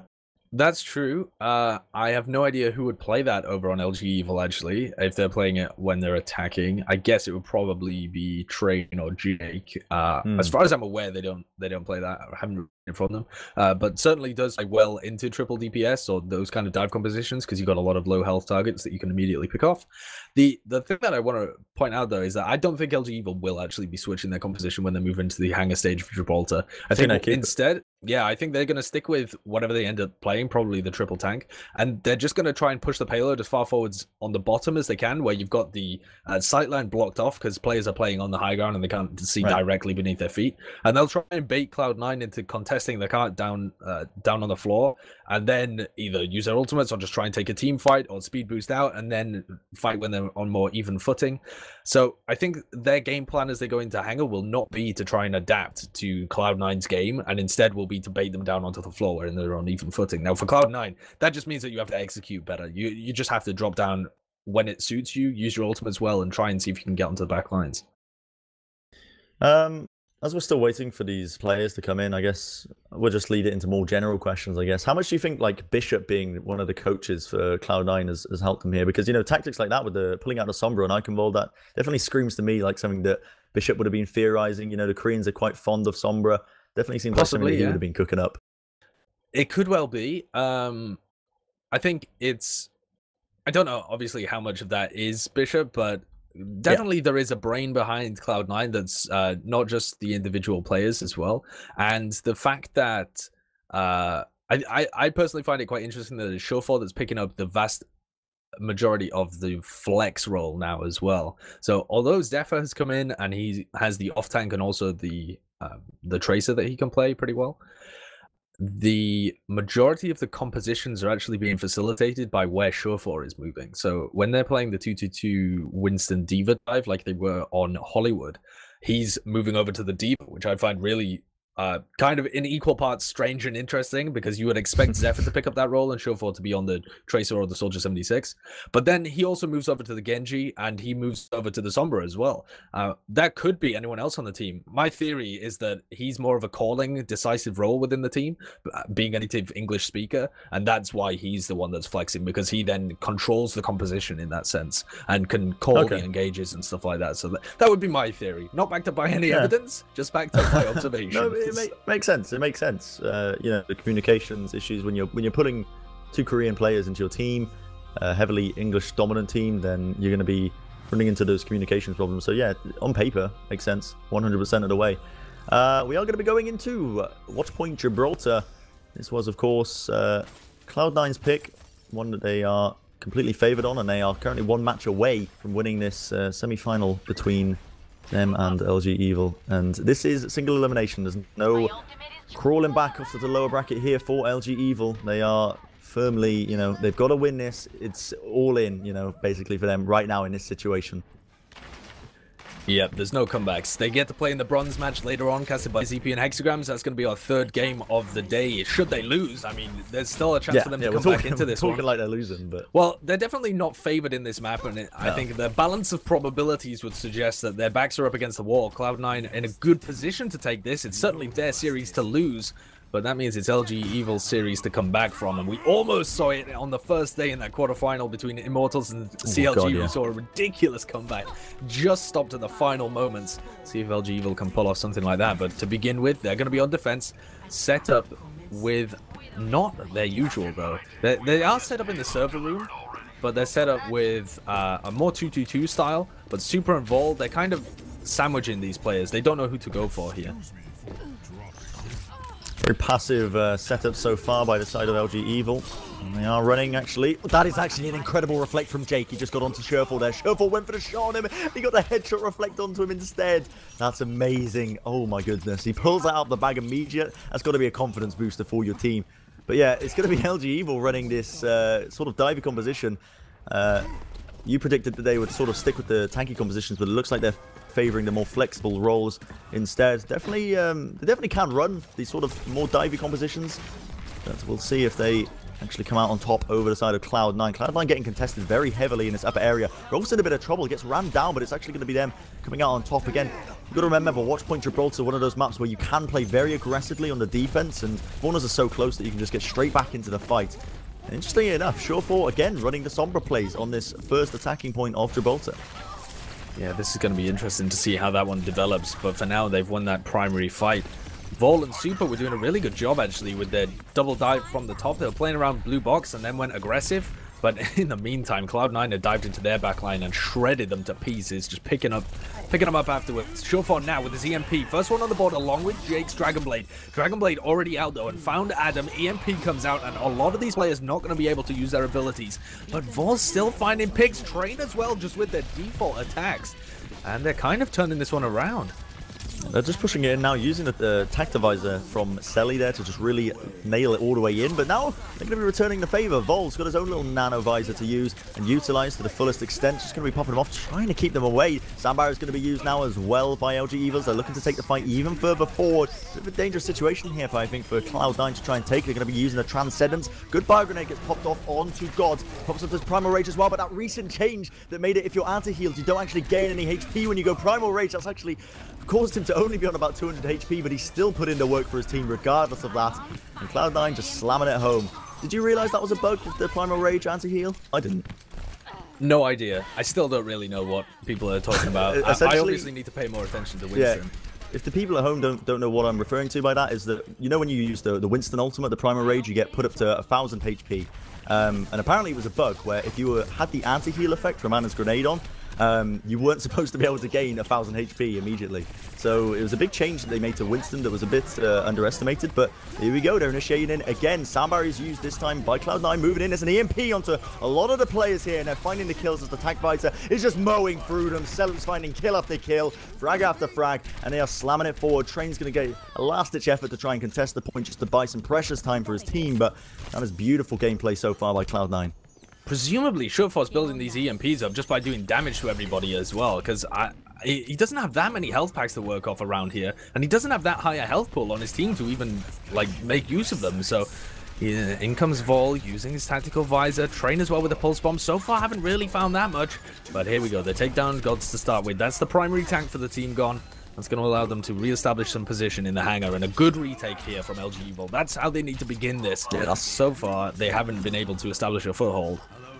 Really excellent stuff there. Just playing the aggression, playing around the cooldowns, and focusing down the right targets, and they have managed to once again get this foothold on the hangar stage. They've got ultimates to use here. Jake's got his Dragonblade. Look at him, he's just climbing up on that angle, just waiting patiently. Send them out a Shuriken or two, and there's actually no ultimates other than Rolf's Transcendence that can really take care of the Dragonblade right now. So, I mean, when you're running a dive composition, you don't really want to be hovering around just to one player. You want to be splitting up and focusing on targets deep behind the enemy lines. So, we'll see if they manage to utilize it fully. The Dragonblade now going to be used here by Drake. It's going to force out the Transcendence, but still the burst damage is too much. Selly gets brought down almost immediately. Rolf's desperately trying to keep the rest of his team alive here, but Jake still moving in. Does get ran down by Gods in the end, but it's a two-man advantage so far. Or just a one-man, I should say, for the side of LG Evil. Train just following up with a couple of damage. Drops the pulse bomb down. Not quite finding the kill. God's actually looking to try and finish off the tail end of this fight with the Primal Rage, but it's a bit questionable that he popped that off. Still, his team now coming back into the fight. As it does fade, he's managed to affirm his position onto the top of the hangars, and the cart is getting pushed in here, Sideshow. It definitely is. And now the Primal Rage coming out. Surefour has actually switched over to D.Va as well. So Surely no not. longer on the Sombra. Cloud9. Adam's just backcapping it. They haven't even realized. This is actually ridiculous. Adam's just pushed that in so far for his team and forced them all the way back. Even if that was a lost fight there for the side of LG Evil, they almost did a Cloud9. they almost just completely left the point and let them cap it all the way in. That is insane. Adam's brought so much time for his team there. Cloud9 pulling Cloud9's on other people, it seems. Just getting sneaky pushes on the payload. And now they're really close, actually. They've got Rob 420's ultimate to work with on the defense. But a lot of ults to work with as they're attacking. Tactical visor from Selly, but good positioning from the rest of Cloud9. And here comes the pop out from Rob 420's Transcendence, keeping everybody alive. And still, these teams just kind of prodding into each other. But this should be the advantage. Cloud9's Rolf moves forward, keeping everybody healthy. A lot of the teams just poking, but eventually it's going to be LG Evil to fall here. They can't outlast both of these support ultimates. Yeah, nobody's really focusing down Adam or Rolf right now in the tail end of this fight. You know, Vol's doing a decent job on the Soldier 76, but Cloud9 initiating in there with the Samurai in the final moments, really keen to just retake that fight, not taking any chances, and they are indeed going to be able to push it in and claim this second checkpoint. So we've got a bit of room to work with. Now we're seeing Surefour switching off onto actually the D.Va. I'm not sure when he switched onto that. Was he on Genji before? Who, sorry? Surefour. Surefour went from the Sombra over to the D.Va, yeah. Sorry, Sombra, right yeah, at the correct, beginning. yeah. As soon as they were attacking the hangar stage, Surefour went from Sombra, like, as soon as they lost a single fight in the hangar, he went back onto the D.Va.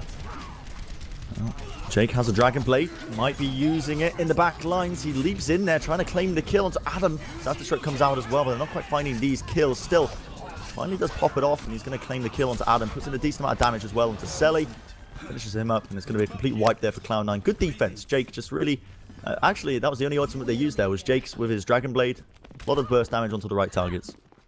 Tell you what, for a team that people normally say have got a strong triple tank, and that's what they focus on, LG Evil haven't been doing too badly with their triple DPS as well. They've managed to whittle this down to a minute, and they've looked fairly confident whenever they've been running it as well. Super's been getting decent engages, now pops off the Primal Rage, one in the backline as well from Gods. Surefour switched over to the Widowmaker as well, seeing if he can get individual picks, but the aggression's so hard here from LG Evil, and Super and Train coming out with the kills at the end. Yeah, LG Evil are playing this this sort of dive composition like it's just their, you know, their second skin, if you like. It's actually incredible to see. Super moved in with the Primal Rage into the backlines, focused on the exact right targets. He brought down Rolf because Rolf doesn't have an escape mechanism when you're running the Zenyatta. Gods actually chose to focus down Vol on the Soldier 76, and he could just hop off the high ground, sprint away, and he was really happy and healthy. Now going to be initiating in once again. Sound Barrier this time going to be used to aggressively go in from the side of LG Evil. It brings Zephyr out of his mech. Do take him down. Vol, actually, or not Vol, I should say, is actually Selly, who's using the Tag Visor just around the corner. He gets booped back, and he hasn't actually found any kills. And now, maybe potentially a bit of desperation plays as Surefour's managed to switch off onto the Widowmaker. But it has certainly worked for them as he claims 2 kills, 3 kills. He's hitting off their shots for days. And now he's in a great position. Sat on top of this staircase, he has got a great view all the way down the home stretch and the infra site, so they know exactly where they're coming from, which spawn door, and the contest up top as well from the rest of C9. There's Rob420 engaging with the Transcendence. Absolutely, they're going to try and move it in. The post-bomb connects onto Rolf, but it's not going to be doable because he was transited up. That's invulnerability. 2 kills go away of Cloud9 as they're moving it even further forward in. A lot of damage coming off. Surefour pops it off onto Super as well. Train is the last man standing to try and contest this cart. I think, again, too little too late. Jake's going to make one last-ditch effort as he reflexes it up, but he's going to get brought down. And with Gods popping off the Primal Rage, that'll be enough. And they do manage to get the last checkpoint, but that was actually shakier than I was expecting from the side of Cloud9. Definitely, that was way closer, and I think it was because LG Evil just decided to dispense with their usual compositions and just try and go dive v dive, and they were working it really well. They put a lot of pressure on Cloud9 to perform, and I honestly think thought that LG Evil were going to be able to hold that the whole way, but Surefour getting I think he got 2 kills to really turn a fight around at the end, and then hit 1 final kill just to clear the cart, and then he got in a great position where he can just provide suppressive fire for all of the rest of his team, and really turned that last fight around when they were in crunch time into the overtime, and they managed to complete the map in overtime. I mean, that's probably about normal for Watchpoint Gibraltar, to be honest, but better than I thought that LG Evil were going to be able to defend. So there's potential that we could be seeing a pretty close game here on this one. Absolutely, they put up a very valiant defense. Let's see if they can take it on the attack this time, as the players, the teams, are going to start to prepare to roll out, get their compositions going, see what they can run. And for now, on this defense, they're going to be running Adam temporarily, I imagine, on the Hanzo here. Just going to be getting a bit of information with his recon arrow, popping that off onto the high ground, just see him give it an early sneak peek of what composition they're going to be running. He'll be running straight back, most likely, just to switch back onto his onto the Lucio role. And honestly, if you're Cloud9 right now, I think you have honestly got to be sweating, because the next map, if you end up losing this map pick, that's your map pick, because you didn't get the best of times coming off the back of this. If LG Evil end up winning this under you and it goes to Dorado, you're in the danger zone, because that's in the home territory of the triple tank sort of lineups of LG Evil. Definitely brings it more on even footing for sure, but Cloud9 with their normal compositions, double hit scan D.Va Winston dive comp, And they're going to be playing this aggressively straight out the gate, as has become kind of meta on Watchpoint Gibraltar for most teams. Not LG Evil, though, noticeably. And they're going to have to contest Gods, who's just waiting around this corner, seeing if he can get a nice engage onto somebody before he has to use his leap to get out of there. And Jake has actually started out here with the Sombra. Absolutely, they're going to be trying to initiate in as well. Super just putting in a decent amount of damage, but it's going to be Selly who finds the first kill. Again, you can't afford to play quite aggressive here if you're in the current boots of Cloud9 on this first attack. God's claiming another one onto Avast. It doesn't seem like LG Evil are finding the picks. They're running this sort of divey composition with Jake on the Sombra, but they're not really getting the most out of it that Cloud9 were. No, they're running a Sombra and a Tracer, and it's actually quite difficult to get them in a position where they can attack Cloud9. They don't have the verticality of the D.Va in their comp at all, and the reason that it was working so well for Surefall when he ran out on attack is because they weren't defending this far forwards. Surefall and Gods are putting so much pressure on them, and that just allows Selly to free fire from up top. It's putting so much damage out onto the rest of the team. So far, this defense has been excellent. At some point, I mean, Jake now has his EMP up, so you don't want to go for any kind of composition change here. They just want to see if they can get value out the EMP. I mean, they definitely should be able to, and they've got the mobility to try and find a kill or two, but it's all going to be off the back of Jake with his EMP, moves in, pops it off, does connect it onto a few. Transcendence also going to be used here by Rob 420 just to heal up his team. It's going to be Super, claims the first kill onto Rob, Vol with the tag visor, claims the second one, the D-Mech as well, onto Surefall. So finding the kills definitely in this engagement, but that's the first fight they've won. They've got a long road ahead of them if they want to try and push the team further, because Cloud9 are 100% going to be able to contest this. Yeah, they definitely are. They're going to be able to bust out the top, but Surefall respawning on the Roadhog, so that's an interesting one. He's going to have to hit a lot of decent hooks, but he's going to be playing from the high ground. Should be able to play his position in fairly well. They're definitely going to be able to engage back onto this by virtue of holding so far forwards to start with. Oh, he gets the hook onto Rob 420. That's ridiculous. What a hook from Surefall. Instantly makes that pick viable. That's a dirty hook. That's the kind of hooks that honestly win you games at the back of that. Still, LG Evil going to be trying to move into the back lines and see what they can do. They do claim 2 kills, and the EMP is going to be popped off here by Jake. They want to try and take this fight, but I think that's honestly a bit questionable because the players are so weak. It was just Jake and Super left alive onto that card to try and contest it. It wasn't really working out for him. Maybe he's going to switch off the Sombra now, but if he doesn't, it's really just a wasted EMP. Yeah, I think he thought there was more of a follow-up than there actually was, and he's not switching either. That's a strange one. Definitely, their win condition here is that they just have to complete Watchpoint Gibraltar and then take it to the next round. So the Sombra could work in that you're going to slowly win team fights one after another, but not if he's using EMPs like this. And Selly up top with the tactical visor, a lot of damage coming into both teams, and they've used that sound barrier as well, so they don't have that disengage option. And Cloud9 tearing them to pieces. Surefall staying alive as well. This next engagement, Cloud9, they only have Gods as Primal Rage to defend with, but I think that's honestly going to be more than enough because there's hardly any ultimates coming online right now for LG Evil. Jake's still only 30% into his Sombra ult, which, you know, should be building quite quickly. There's quite a number of health packs that you can abuse around this first section of Gibraltar. But Super and Train on the side of LG Evil do have their ultimates. Pulse Bomb and Primal Rage are both. Zephyr falling pretty early on. That's a good pick. That's an opening. Yeah, that's a great pick. That's great an opening here for them to move off, and that's immediately what they're going to be doing. Super moves in into the back lines, just trying to run down Adam, as well as Primal Rage used by God to just try and push them all around off to this point. It's going to be Jake who claims the kill onto Adam. This is looking pretty good so far, Sideshow. Yeah, they've managed to clutch it in the final moments. A reminder that if LG Evil actually lost this fight, that would be it as well. They would be out of the tournament. Trying to get third place at the very best, but they clutched it. They came out with the win exactly when it was needed, and Jake now with the EMP, but the time is getting so close. They're doing this by the skin of their teeth, but they have to complete the map just to stay in this tournament, just to stay in this series. They're still sticking with Jake on the Sombra, which I agree with. They've got the EMP to use as well, so a lot of capabilities to work off a superior ult advantage. There's the EMP being popped off. I think that's connected on top of all of them there. Super pops off his Primal Rage as well, just trying to knock them off the map, but eventually, indeed he does. He gets Gods off, as he was hacked, so he couldn't actually leap away back up over the cliff edge. That has created a lot of room for his team. As you can see, it is just Avast on the cart, pushing it in for his team. And a forward hold, very aggressive forward hold coming out here by LG Evil. I like this a lot. They've got Rob 420's Transcendence into the upper area that they can use, but there's a ton of ultimates online for Cloud9 to recontest this with. Yeah, they're going to try and recontest to see if they can engage through the door. Selly the first pick, though, and this Transcendence coming out from Rob is going to keep all the players on his team pretty healthy. Here comes a whole hog. That's a huge amount of damage just being vomited out by Shutfall here. But he can't really find a target to focus it down onto, and Train's in the back line.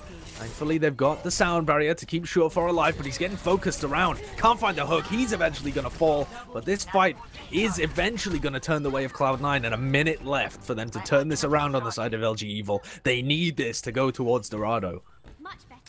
Shutfall switches over to the McCree. I'm just going to see what he can do. I believe that might be in response. And Jake's actually decided to get off the Sombra now and move over to the Genji himself. So, interesting picks. Oh no, Shutfall finally actually does switch back off to the McCree onto the D.Va, which I think I do agree with. You need to be able to contest the sort of spaceship up top. Super moves in, tries to initiate. They do have a sound barrier on the Vast. They want to be using that to initiate in, and they are going to pop it off here. Here and now, seeing what they can do. Trying to run down Selly as well with Jake on the Genji. Does collect the kill. That's actually pretty crucial for them. Moving in with the Primal Rages on both these players. Gods has to back off. He's very weak, but the kills are actually flooding in for LG Evil right now. Train's on an absolute mad one. They're doing it again. The final moments, only 25 seconds remaining. Remember, this is LG Evil's. They need to win this if they want any chance of not going out here, and they are definitely finding the picks where it counts. Oh, beautiful play from LG Evil towards the end. That sound barrier engage was perfect, exactly what they needed, because Super had already took so much damage. They would have had to wait for ages for him to be healed up. They don't have an Ana on board. They would have had to wait for the Lucio heals and the Harmony heals to come in, but now they've managed to get themselves another 1 minute 30 on the clock. This is going to be super difficult for them once again, especially considering they're going to be up against a Nano Visor and a Pulse Bomb, but they've clutched it so far. Losing Jake that early on is not ideal for them. So they're pushing in a kind of decent way, but Cloud9 realize this is their opportunity to strike. They jumped onto Vol into the back lines. Going to be bursting him down almost immediately, so this should be a reset here for the side of LG Evil. They can't take this fight any longer. Cloud9 realizing that they've got a bit of an opening there to exploit. Finding the kills here and there. Ultimate's going online for both these teams, it should be said. LG Evil, Rob 420 has the Transcendence, so can keep them nice and chipper, nice and awake. And Jake has a Dragon Blade as well. This is going to be important. If Jake manages to bring down Rolf before he can get off his Nano Boost, bear in mind Rolf is playing super passive onto the balcony.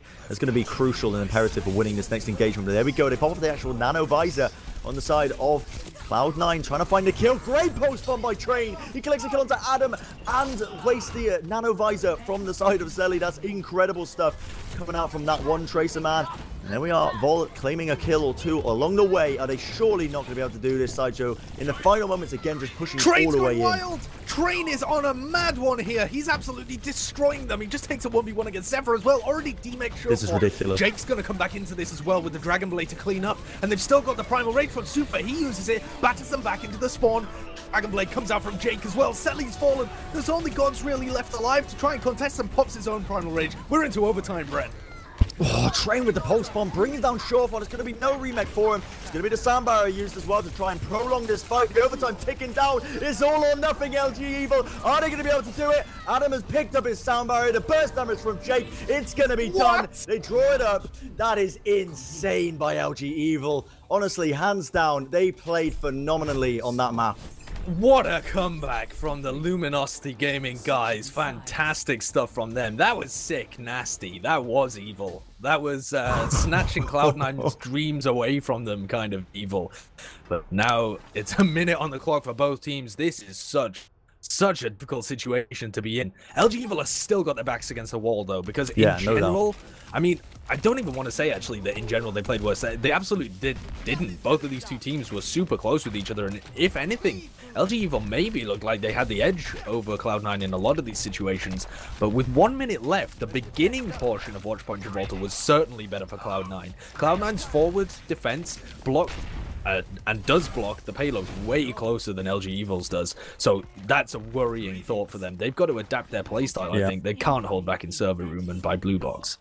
That's exactly what I was thinking, because the aggressive forward hold by Cloud9 was 100% much more viable than what LG Evil were attempting to do. And every push attempt on the attacking side, which they're currently doing, I mean, it's the final seconds, but yeah, I think they are going to, once again, there's no reason to switch to like a triple tank composition when dive has worked out for you this far. And it is indeed, I think, going to be, the dive, the triple DPS. on the side of LG Evil as they're trying to defend it up. Cloud9 moving forward. They've got Surefour on the Widowmaker. This is going to be imperative. If Surefour's hitting his shots, LG Evil are going to be in a very sticky situation. He could win it for them straight here. If he just hits a couple of shots and gets rid of these 200 HP targets that are playing really aggressively and forwards, especially with that kill onto Rob420 and last falls as well. Surefour really hasn't even had to do that much, providing a little bit of damage for the rest of his team. Gets the pick onto Jake, and LG Evil are falling apart on this first defense.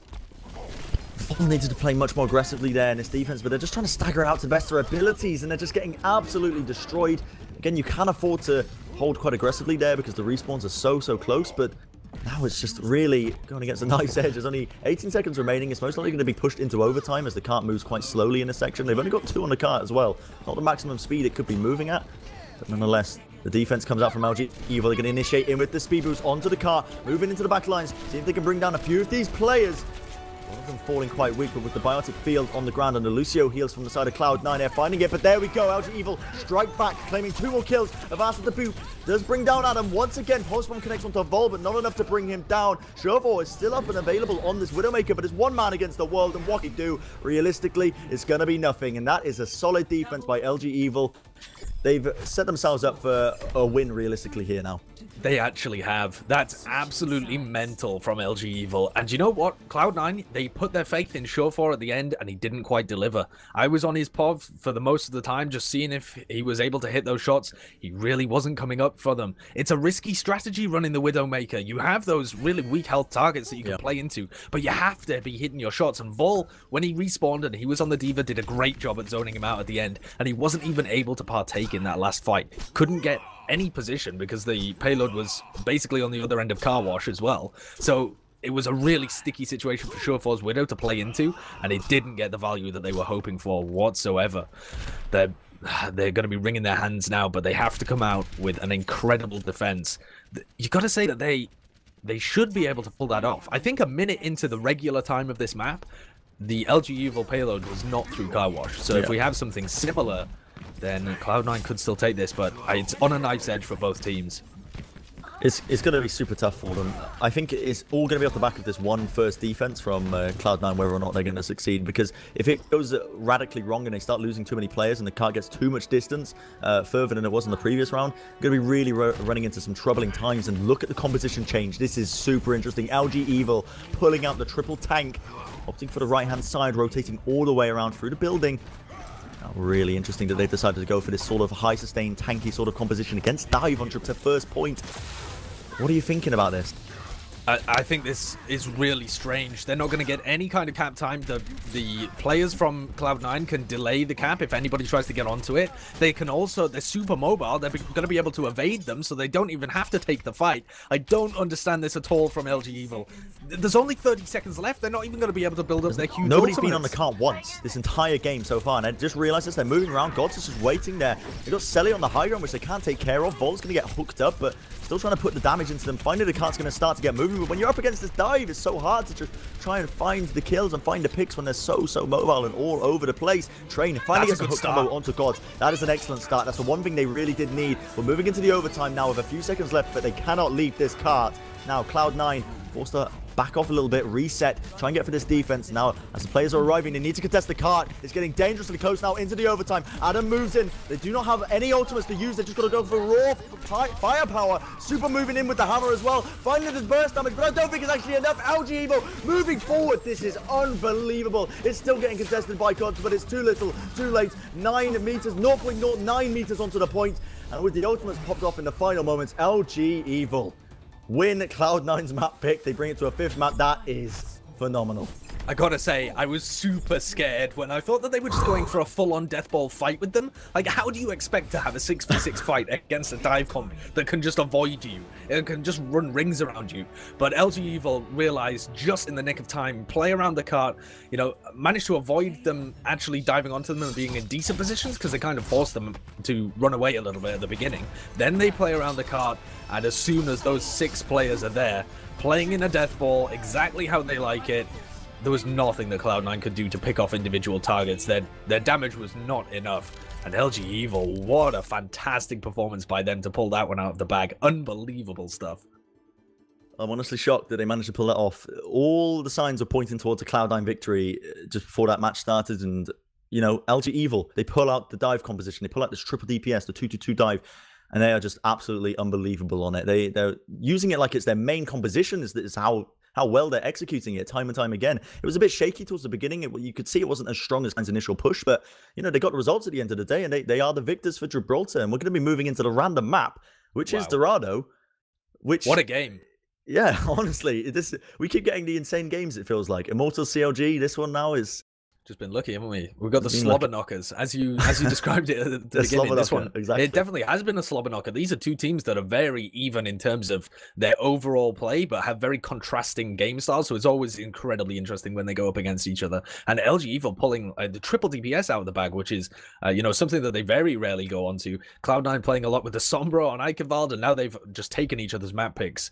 So Cloud9 taking Eichenwald, and then LG Evil on Watchpoint Gibraltar with an amazing clutch.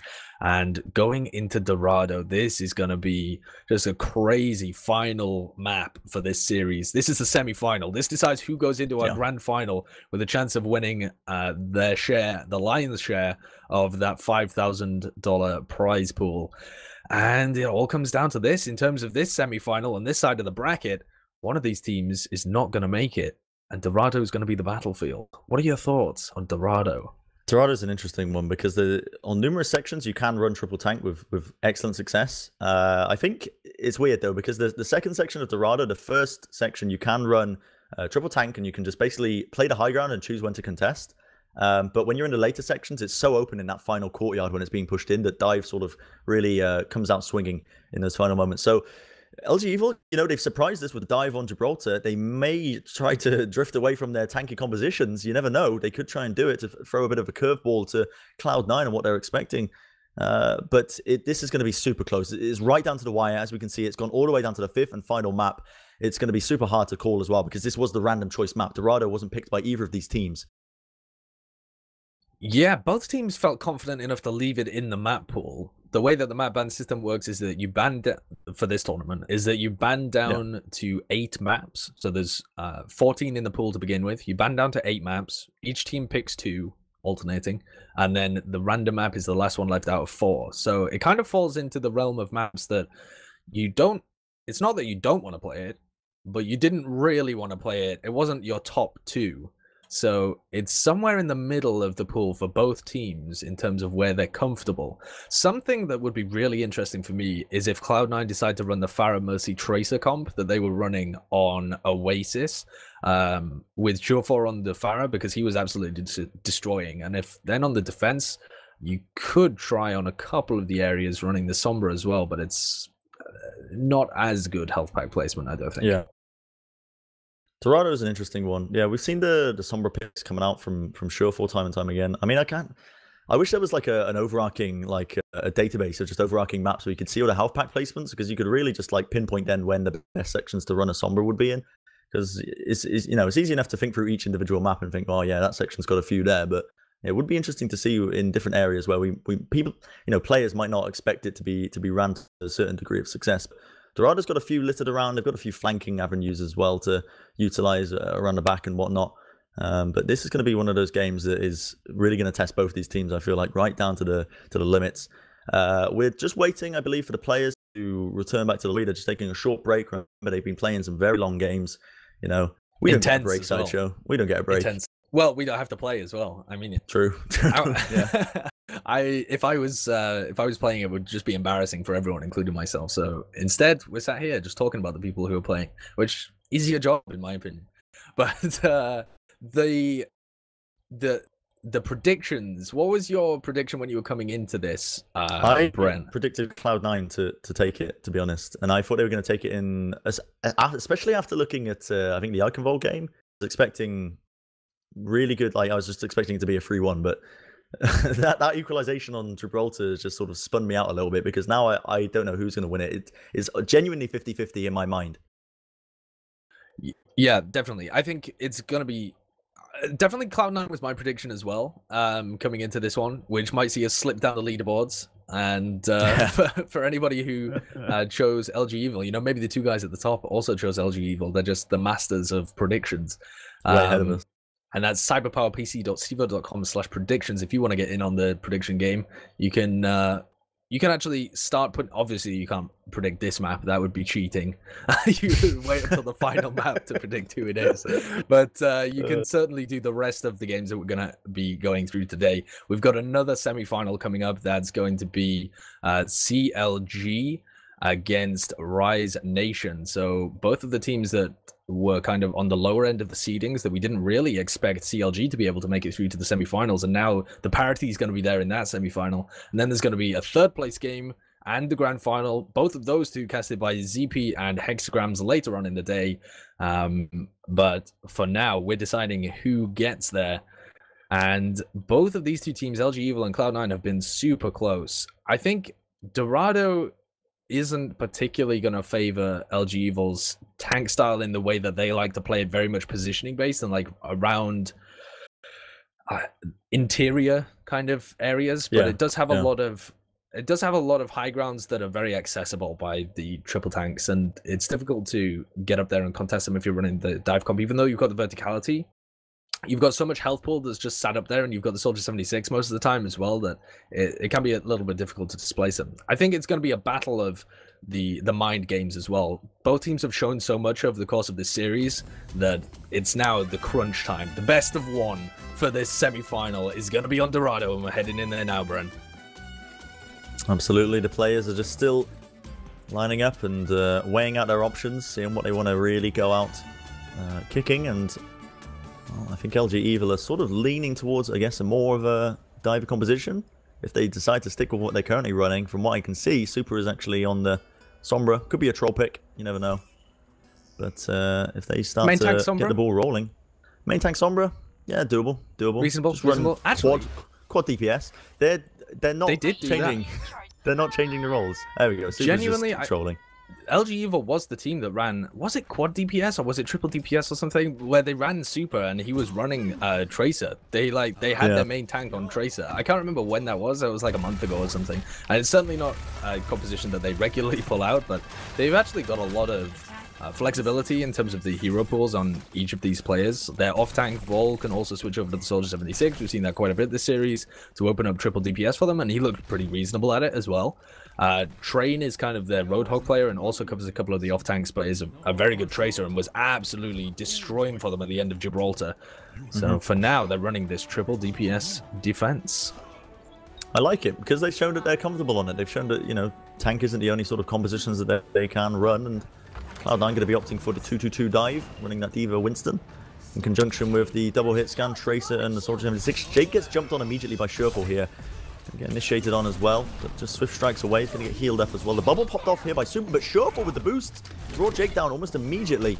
It's aggressive forward hold getting punished straight off the bat. Cloud9 happy to just push this in as far as they possibly can. Super's in a bit of trouble, gets taken down almost immediately as well. Now the high ground is going to start to get contested, but the kill feed is just a swarm of red right now as Cloud9 are claiming kill after kill, and they will be able to push this straight through this choke point here. Yeah. Dorado used to be a kind of map where teams would try and hold close like that and then gave up, because this portion where the payload is now, just in front of the fountain where you've got the arch, is so easily defensible, especially when the tanks are more powerful. So now LG Evil are in the kind of sticky position of re-engaging here and having a fight around the fountain. I'm going to be kicking it off. No ults available for anybody on these teams. Zephyr's pretty close to his, but Rolf begins with a pick onto Jake, who's fallen first in both of these fights. Jake had some questionable positioning there, but right now it is actually the side of LG Evil who are... They do have a slight foothold on this point, but the way Cloud9 are just initiating into these backlines feels like there's just overwhelming damage, and they're just not able to heal it through.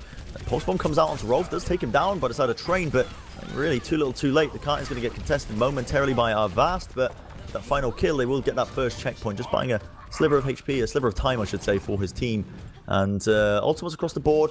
Cloud9, they've got a post-one to work with on Zephyr. Gods has his Primal Rage. He's had a lot of success with his Primal Rages so far this tournament. And it will be interesting to see how they decide to initiate through as the cart is just about to get going. Selly and Zephyr have been going wild, and Jake's not found any results on the Genji, so he switched over to the Roadhog. Hasn't really had an opportunity to show it yet, but gets that hook in onto Gods, forces out the Primal Rage as he was about to get that pick, and Gods just smacking people away from the ledge there. Vast with a bit of a move though, I think.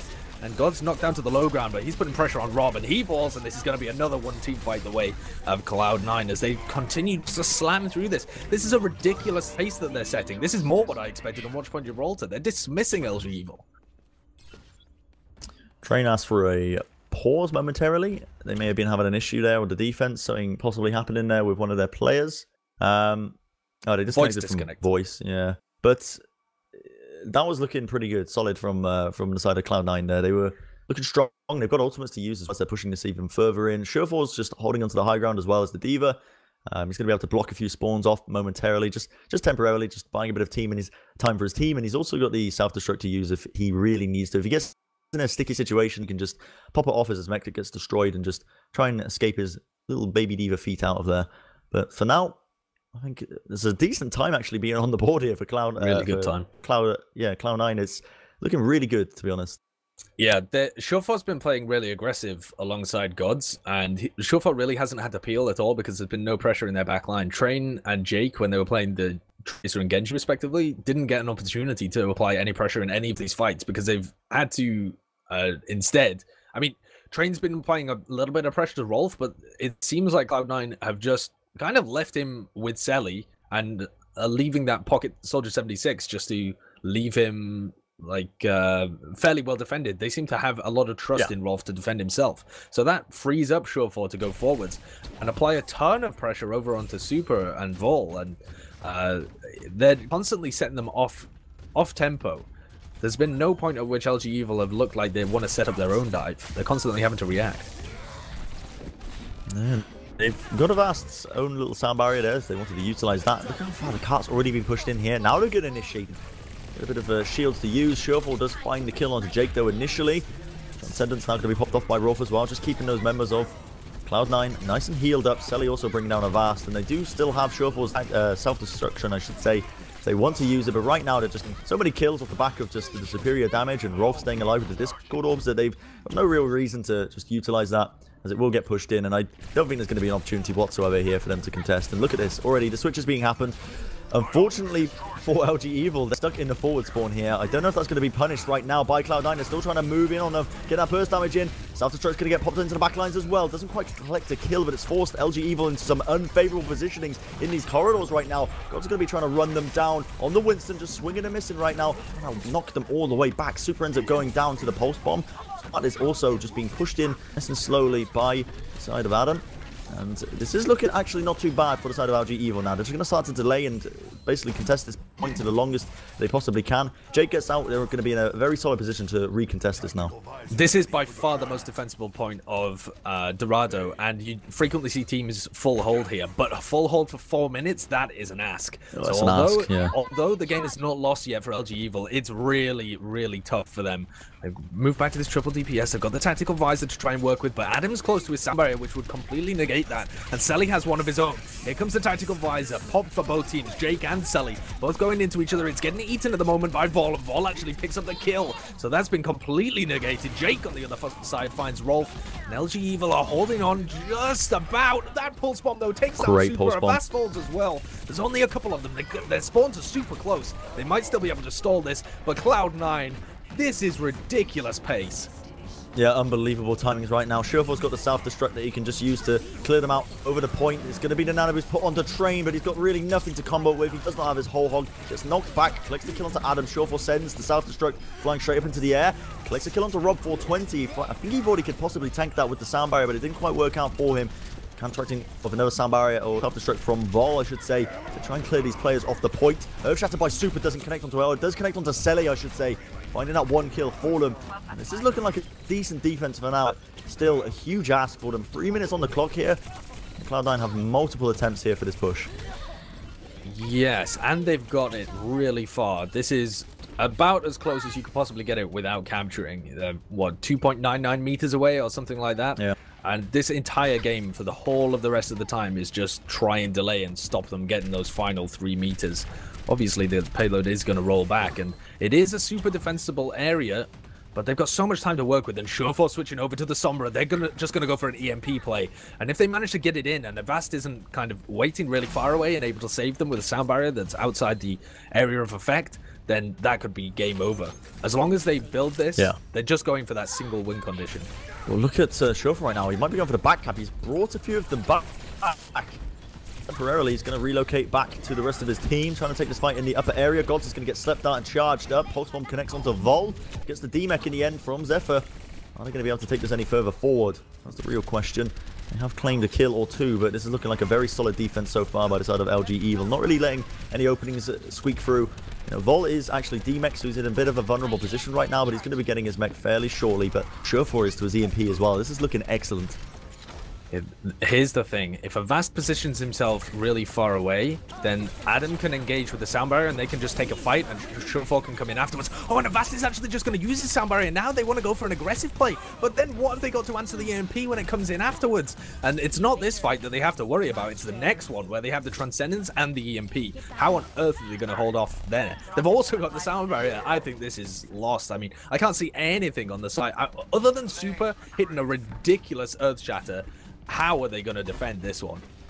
It's got to be off the back of Train's hooks, hasn't it? It's got to be. He's playing the high ground, trying to play the high ground roughly around the staircase, just waiting for the dive. But unless he hits it one-off onto Adam, Surefour, or even Rolf, this fight is almost going to be instantly won for Cloud9, just based on the back of the amount of ultimates they've got. And yeah, they are spreading super far out. Super's not going to be able to get a decent Earth Shatter off whatsoever as the high ground's being contested. Finally, the back lines gets jumped in on by Gods. Train does manage to get a hook combo onto Zephyr. That's quite important for this defense. And look at that. The reset is called. And they've got only 40 seconds for this push now, but they almost have 6 ultimates online. Selly's the only one without him. Yeah, they're still not in really any better position on LG Evil. They weren't able to do much damage there. They just got the single pick. Train charged up his ultimate with the kill on Zephyr, and then Cloud9 immediately disengaged, so they can come right back in. But oh, there goes the EMP. There you go. Almost everybody caught in the middle of that, especially Super. He's going to get focused down. No Earth Shatter to work with. Rolf coming in as well to save the rest of his team. This is definitely going to go the way of Cloud9, barring a miracle. Oh, there goes Rolf, though. Tactical visor up top from Selly. Bren, we're down into the final moments. They've managed to hold it till overtime. Yeah, Vol's done an excellent job of actually contesting that. Now Super's coming in with the Earth Shatter, and they've got nothing to try and block it off. There's only a few players onto the point. One Earth Shatter from Super. That's really all they've got to work with here. It's Adam and Zephyr on the point. Doesn't connect to Adam, only onto Zephyr, so they will be able to claim that one cap. But the overtime is ticking down. They need to get onto the car. Adam realizes this. He boosts them back. Surefour's back into the fight as well. Onto Sombra, just trying to make it happen, make it work for them. But LG Evil, they push them back, and the overtime has trickled down. They get a full hold onto that last point. It was 4 minutes Cloud9 had to push that in. 4 whole minutes. That is insane by LG Evil. That's unbelievable. They managed to delay it for 4 minutes there, and there was only a single EMP being played. I mean, you can definitely charge more than one EMP in what was it, 3 minutes, 3.5 minutes, if we want to be generous. But Surefour had it up, and there was a couple of fights that they didn't like the look of, so they didn't commit it.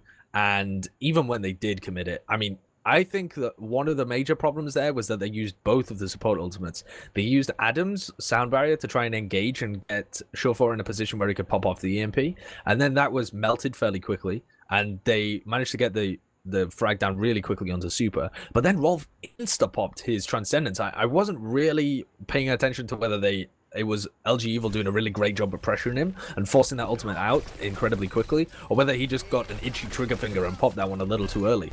But at that point, you've kind of lost your sustain all at the beginning of the fight, and you've popped your EMP, and you've only really got 2 kills, and the spawn is so close. And then LG Evil did a good job of delaying the payload and making sure that they weren't able to push it very far or any further to actually finish it out. And they've set themselves a win condition that is possible, despite how quickly Cloud9 got there. Absolutely possible. You know, they don't have to actually push it all the way in, only up to the point that Cloud9 actually managed to get it.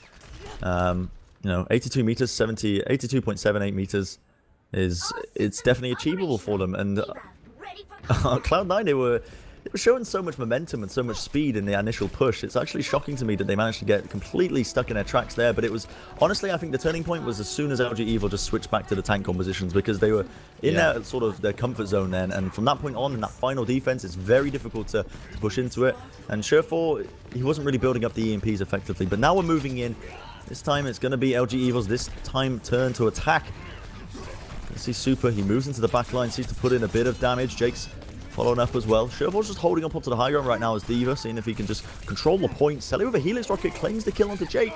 It's not too bad for them, and this is looking like a very good aggressive forward hold so far by the side of Cloud9, just forcing them back into their spawn.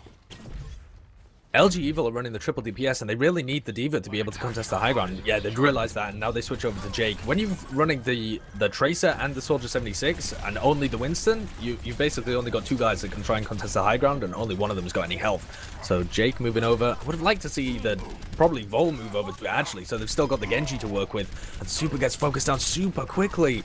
Jake didn't peel for him at all, just still sat on the low ground, and now Selly's got the nano boost, that tempo nano boost coming in, surely going to be able to put a lot of damage onto the players around the card. Jake's defense matrix though, he's put in a lot of work. He's actually denied the entirety of that nano boost. It's pretty impressive stuff, and the cart still getting pushed forward. Trade, he moves into the back lines, claims the kill onto Sherfor. Can he go any more?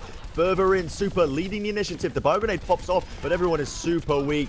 Everyone, Selly escapes with a sliver of HP on him with the tank visor, and this cart is showing no signs of slowing down right now for LG Evil. They've moved all the way in. Selly might be in a bit of trouble here. Jake's just peeking around the corner. Now the initiation comes in from Gods. He tries to defend it up, but Super's on an absolute mad one. He picks up 2 kills. Rob 420 with the assist as well onto Rob, as he just slams him into the cranium with the Nutcracker. And there we have it. It's a final attempt by Cloud9, but it's going to be basically ending in tears as they do manage to get the cart through that first checkpoint. Pretty much the exact same time set from LG Evil as it was from Cloud9 through that fountain stage. Now they're into the next checkpoint area, and again, really quick to establish position on top. This Winston D.Va allows them so much mobility, even over the triple DPS actually, in terms of contesting the high ground. But Cloud9 is still there, and now that they've got position on top of the church there, they're going to be able to contest them and drop to the cart whenever they choose. Indeed, the soundbar is going to be used here by the side of LG Evil.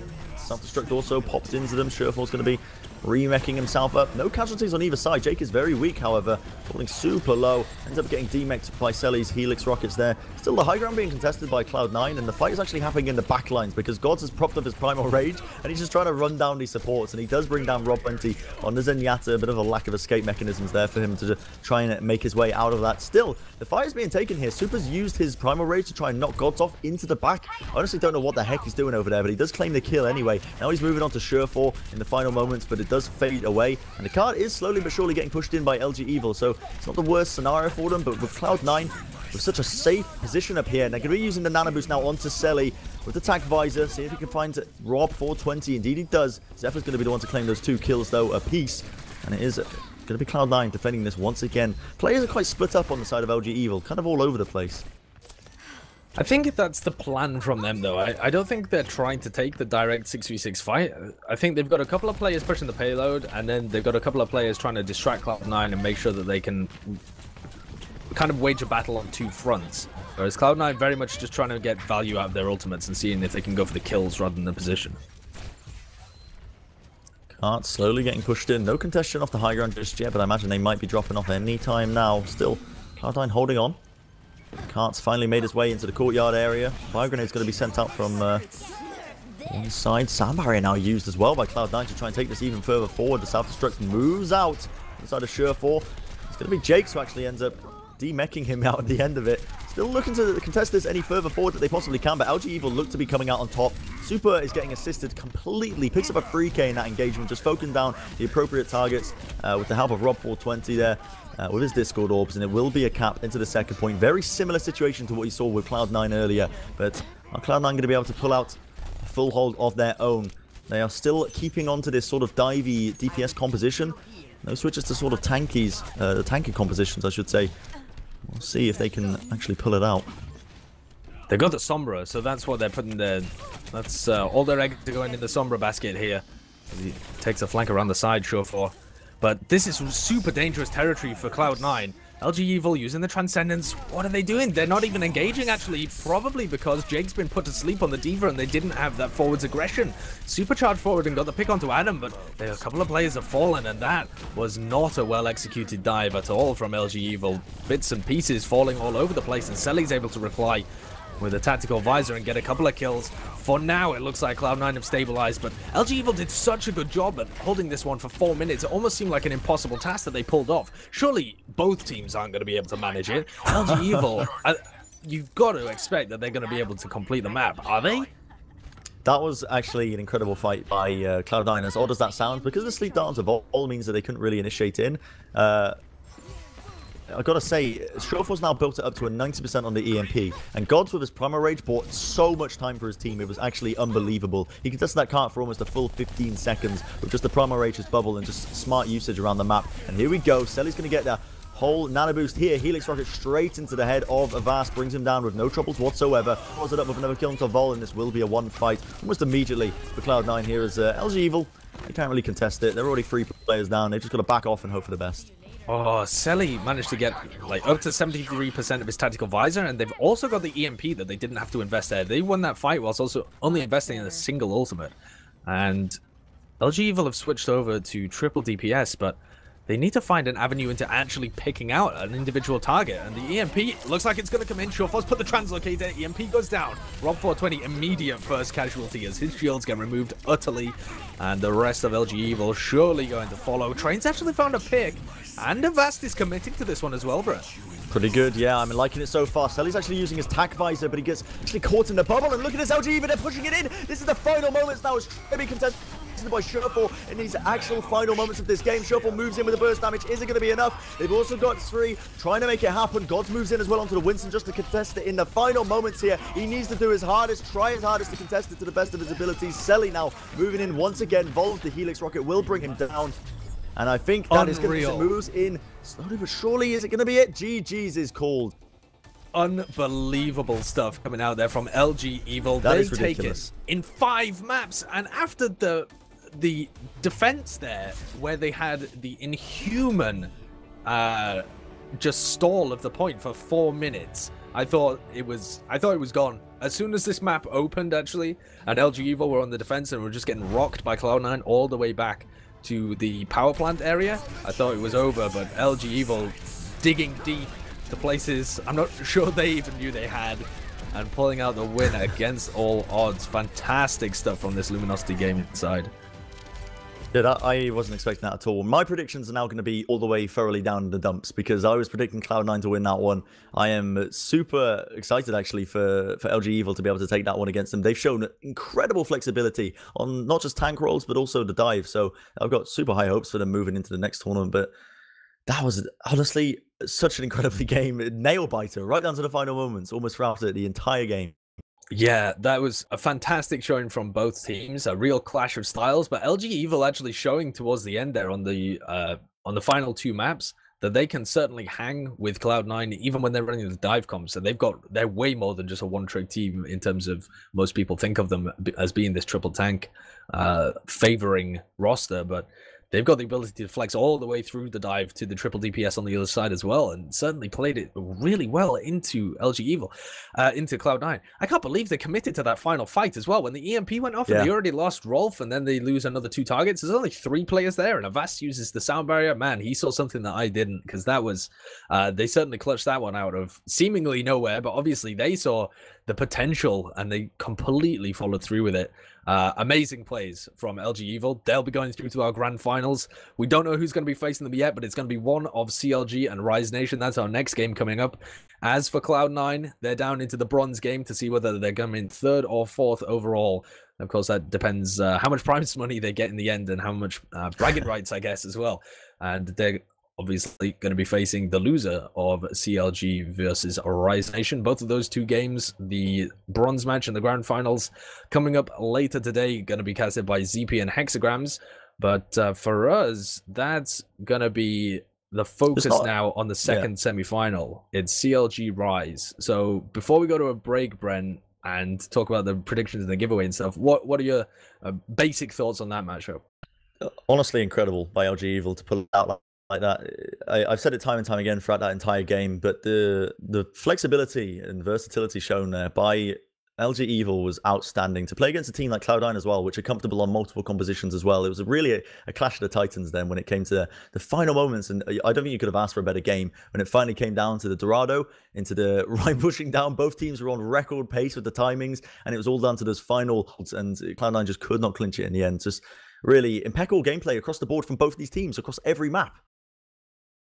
Was certainly interesting. Now, if you want to predict the next semi-final that's coming up, plus the bronze game and the grand final, though we don't know the teams for that just yet, head on over to cyberpowerpc.cevo.com/predictions, or you can just do that from the homepage as well. You can click the little thumbs up arrow or predict winner button on whichever team you think is going to take it. Bren, who's your money on for Rise v CLG briefly? This is another close one because Rise have been showing a lot of good results recently. But CLG were outstanding the other day against Immortals, and they really utilized the Fire Mercy super well. So my money is probably just on CLG, just based on what I viewed from the other day. And Rise, it will be down to them if they can figure out a way to sort of contest the Fire Mercy without sacrificing their own style of play. It will genuinely come to that. But of course, the map picks and bans as well are going to play an important part of that. There's also another giveaway. It's not just predictions that you can win stuff in. If you go to the overwatch.cyberpowerpc.cevo.com/giveaway, you can actually enter. It doesn't require much. I think you can just follow the page, follow the Twitch page, follow the Twitter, all the rest of it. You can actually win quite a lot of actually hefty prizes. You've got a top-of-the-line i7 processor, a couple of SSDs, and even keyboards available for you guys to win. And all you got to do is just, follow the channel, send out a few tweets. There's a couple of options. You can actually get multiple entries into the same giveaway, but it's definitely worthwhile doing that if you're a fan of free things. Free stuff, always good. CLG Rise is coming up, so we'll be seeing you on the flip side of this break for what promises to be another incredibly close game between two really strong North American teams.